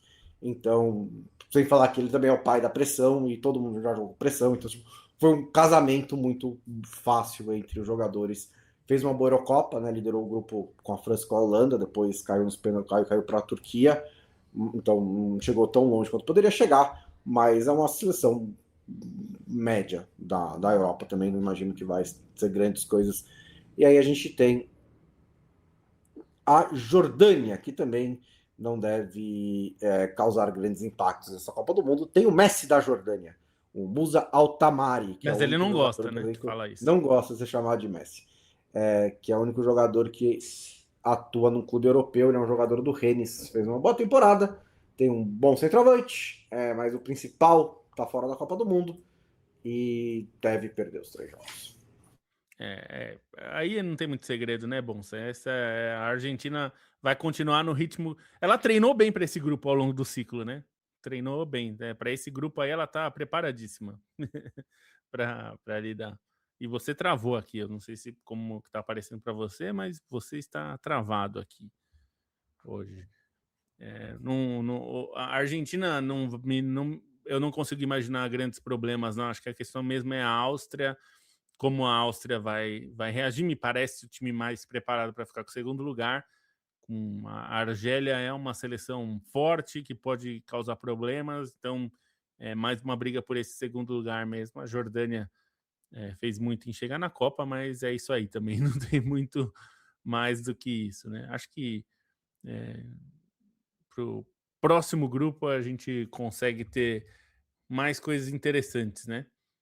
O grupo K, vou abrir aqui antes que o Bonsa volte, que ele deu uma travada, não sei o que aconteceu. Portugal, República Democrática do Congo, Uzbequistão e Colômbia. Portugal, cabeça de chave, com Cristiano Ronaldo, com toda a pompa, mas hoje o Cristiano Ronaldo é um coadjuvante da própria seleção, né? Tem jogadores muito bons, ele ainda é muito bom, mas tem nomes muito fortes da seleção portuguesa, com meio campo que talvez seja um dos melhores, se não o melhor do mundo, né? Vitinha, Rubem Neves, Bruno Fernandes, então jogadores de altíssimo nível. E a Colômbia do Rames Rodrigues, do Luiz Dias, que é o grande craque do time, do Luiz Soares, atacante que ganhou muita força nessa temporada pelo Sporting, e é um time bem interessante do Néstor Lorenzo, fez uma boa campanha e tem condição aí de passar de fase também. Acho que é o segundo time desse grupo. República Democrática do Congo, que eu esperava muito mais do que jogou as repescagens e jogou um futebol bem fraquinho, embora as eliminatórias tenham sido boas, né? O time eliminou Camarões e Nigéria da Copa, mas não mostrou um futebol que me apreciou muito. E o Uzbequistão, que estava batendo na trave para voltar para a Copa, e agora voltou. Estava dando um panorama do grupo aqui. Bonsa, Eu quais são os tive seus destaques? problemas técnicos, né? Acho que a grande ironia de Portugal é que quando tinha o Cristiano Ronaldo no auge, o time não era bom. Era do nível desses daí que a gente tem citado, né? Tipo, tirando ele. Depois do Figo e do Deco, né? Assim, ele entrou numa fase bem complicadinha. O principal companheiro era o Nani, né? O João Moutinho. Bons jogadores, mas longe do nível que é hoje em dia. E agora que tem um dos melhores elencos do futebol de seleções, acho que só rivaliza com o francês, o Cristiano Ronaldo não é mais o mesmo, né? Até o último amistoso foi difícil para ele, pelo menos nas redes sociais. E é lógico, né? Ele tem 41 anos, ele está na Arábia Saudita, então é uma questão, né? Mas o resto do time é muito bom. De novo, Vitinha, João Neves, Bernardo Silva e Bruno Fernandes. Qualquer um deles pega um time europeu nas costas e é tipo semifinalista da Champions League como o melhor jogador, sabe? É esse nível desses jogadores que tem ali. Acho que a defesa ganhou o Gonçalo Inácio para jogar no lado do Rubem Dias, tem o Nuno Mendes. A lateral direita é uma questão. Cancelo pode ser titular, mas o Semedo ainda está convocado, o Dalot ainda está convocado. Então levou 3, né? Até porque Dalot e Cancelo também jogam na esquerda, se precisar, caso o Nuno Mendes não tenha condições, ou seja, poupado. Acho que a principal questão é o ataque, porque você tem o Leão, que não fez uma boa temporada, o João Félix, que foi para a Arábia Saudita, o Pedro Neto, que não fez uma boa temporada. É lógico, o Jota tinha espaço nesse time, né? O último jogo dele é por Portugal, é a final da Liga das Nações. É o outro time ao lado do Liverpool que também teve que lidar com a perda de um companheiro próximo. Mas a questão do ataque, do complemento ali do ataque, né? Quem que vai jogar junto, porque provavelmente vai jogar esses 4 que eu falei, ou talvez entrar mais um meia ali e tal, com o Cristiano Ronaldo na frente. Pode ser que jogue com 2 pontas de vez em quando, tem o Trincão e tem o Francisco Conceição, que eu acho que nesse momento estão mais em forma do que as outras opções para o ataque de Portugal. Os outros times do grupo, acho que a Colômbia tem qualidade, acho que ela está ali na bolha das quartas de final, né, dos 8 melhores times da Copa do Mundo. Você tem o Dias, que chega num dos seus melhores momentos na carreira, talvez a melhor temporada do ponto de vista individual, né, complementando ali um setor ofensivo com o Rames Rodrigues, com o John Arias, e tem o Luis Soares, colombiano, que tem 5 gols pela seleção, 4 em um único jogo, mas ele arrebentou no campeonato português. Falta um pouquinho de talento defensivo, né? Mas do meio para frente a Colômbia tem um bom time, mas esse não soa como um grupo muito complicado para Portugal. Ainda tem, lógico, a República Democrática do Congo, que fez uma boa eliminatória, mas caiu num grupo de Senegal, né? Mas passou pelas eliminatórias, passou por Nigéria e Camarões na repescagem africana, dois pesos pesados do continente. E tem alguns jogadores interessantes, é mais um time que recrutou na diáspora, então trouxe caras como o Ambissaka, o Tuanzebe, o Sadiq. Tem uma questão no ataque, porque tem ali 2 dos seus jogadores mais famosos, né? O Bakambu e o Issa, mas nenhum dos 2 está em boa fase. Mas vamos ver como é que eles vão render pela seleção. Como você falou, também tem o Uzbequistão, que achei até engraçado, eles classificam para a Copa do Mundo com um futebol mais ofensivo, e a federação fala, a gente precisa de uma retranca para ir bem na Copa do Mundo. Aí contrata o Cannavaro, porque, claro, né? Tipo, zagueiro italiano, ele vai tipo, jogar ali. Mas o melhor jogador do Uzbequistão é um zagueiro, né? É o Kuchanov. Então esse é o nível mais ou menos dessa seleção. Quase todo o resto do elenco joga no Irã e nos Emirados Árabes. Acho que o outro nome mais conhecido do Uzbequistão é o Shomurodov, que foi com o artilheiro do Campeonato Turco e defendeu a Roma. Mas é um grupo em que Portugal deve se classificar sem tantos problemas e deveria conseguir liderar também sem problemas. Se não conseguia, porque acho que alguma coisa deu errado aí. Só para apresentar o último grupo, Bonsa, para você: Inglaterra, Presente. Croácia, Gana e Panamá. Inglaterra e Panamá de novo no mesmo grupo. Croácia, um time perigoso. Olha, não é a Nigéria, mas olha, ele é perigoso.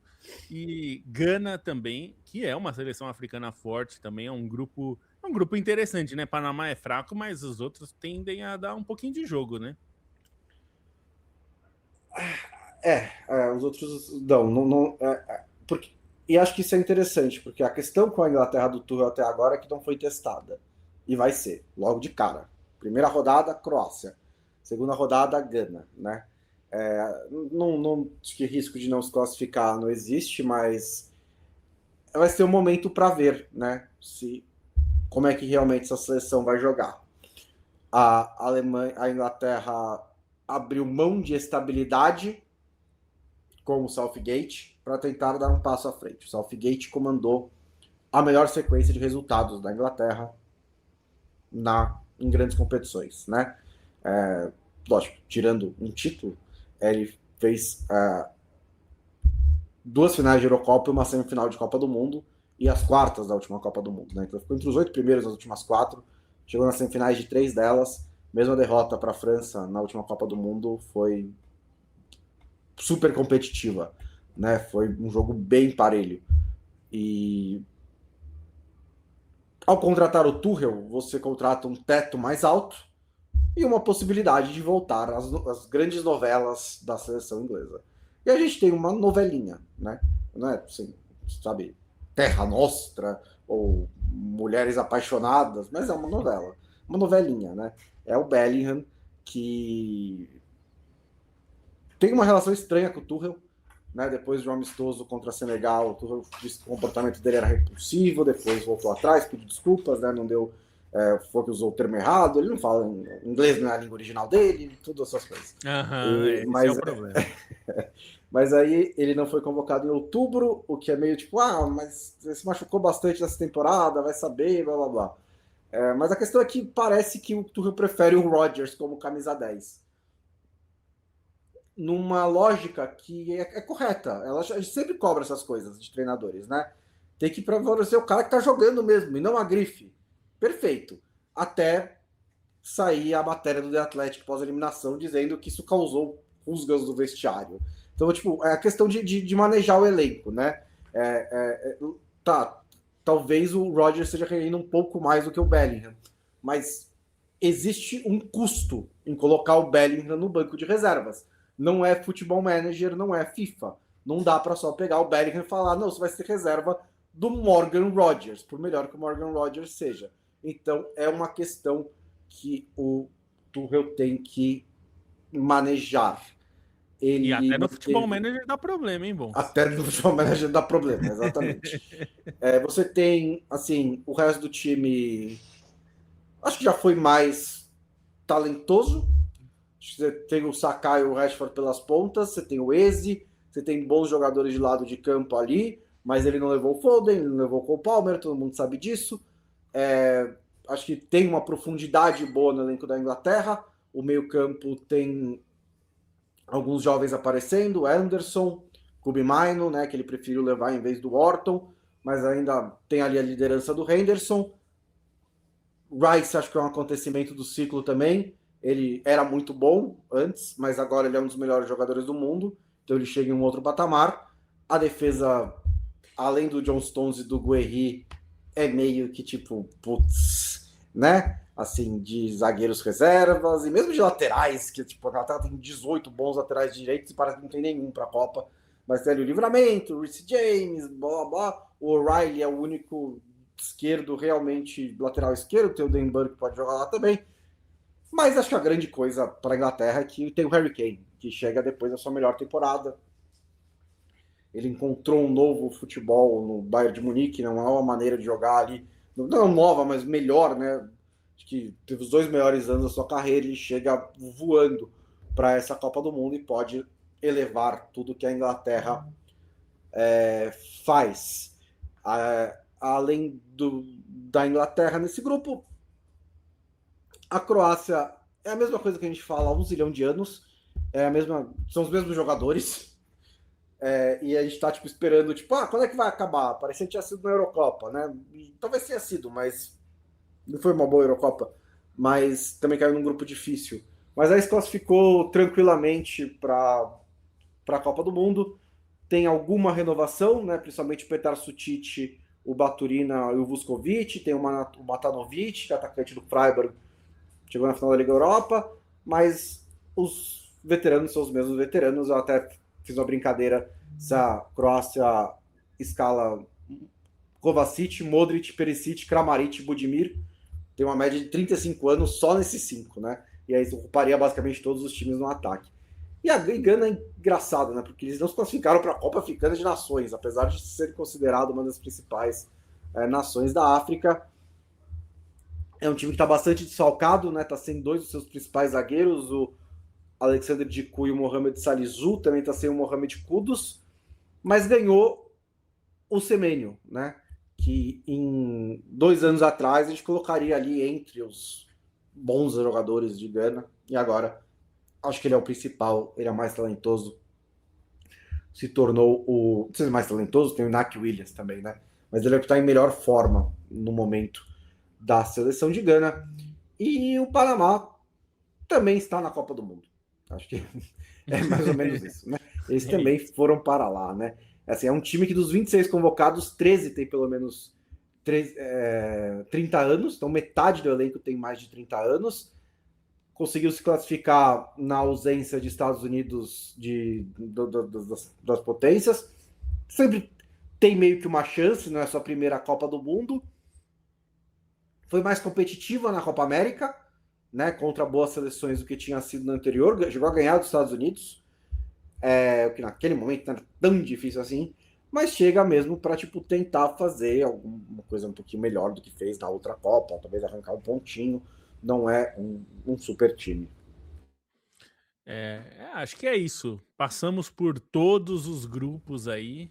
Passamos. São muitos grupos e nós aqui no momento da gravação estamos a instantes do começo da Copa do Mundo. Então, exatamente. Quando 2 minutos ouvindo, da Copa do Mundo. Quando você estiver ouvindo, você já vai ter iniciado a Copa, mas a gente tá por aqui. Pois é. Muito. Para quem quer mais informações, tem o nosso guia completíssimo no newsletter.meiocampo.net. Você é só para apoiadores, então se você não é apoiador, esse é o momento, porque senão você não vai ler o guia. E acho que é isso, né, Bonsa? Boa Copa pra gente. Lembrando que todo dia tem edição, todo dia que tem jogo, tem edição no dia seguinte da newsletter com nossos pitacos e melhores momentos ali que a gente acha que vale destaque, um pouco dos jogos até o final dessa Copa, né, Bonsa? Exato. E a gente continua com os podcasts de segunda e quinta e algumas edições especiais de acordo com os acontecimentos, com jogos do Brasil, com jogos importantes e a nossa disponibilidade também de conseguir gravar esses podcasts. A Copa do Mundo vai começar em 1 minuto, então vocês me desculpem pelo tchau abrupto. Tchau! Valeu, até mais.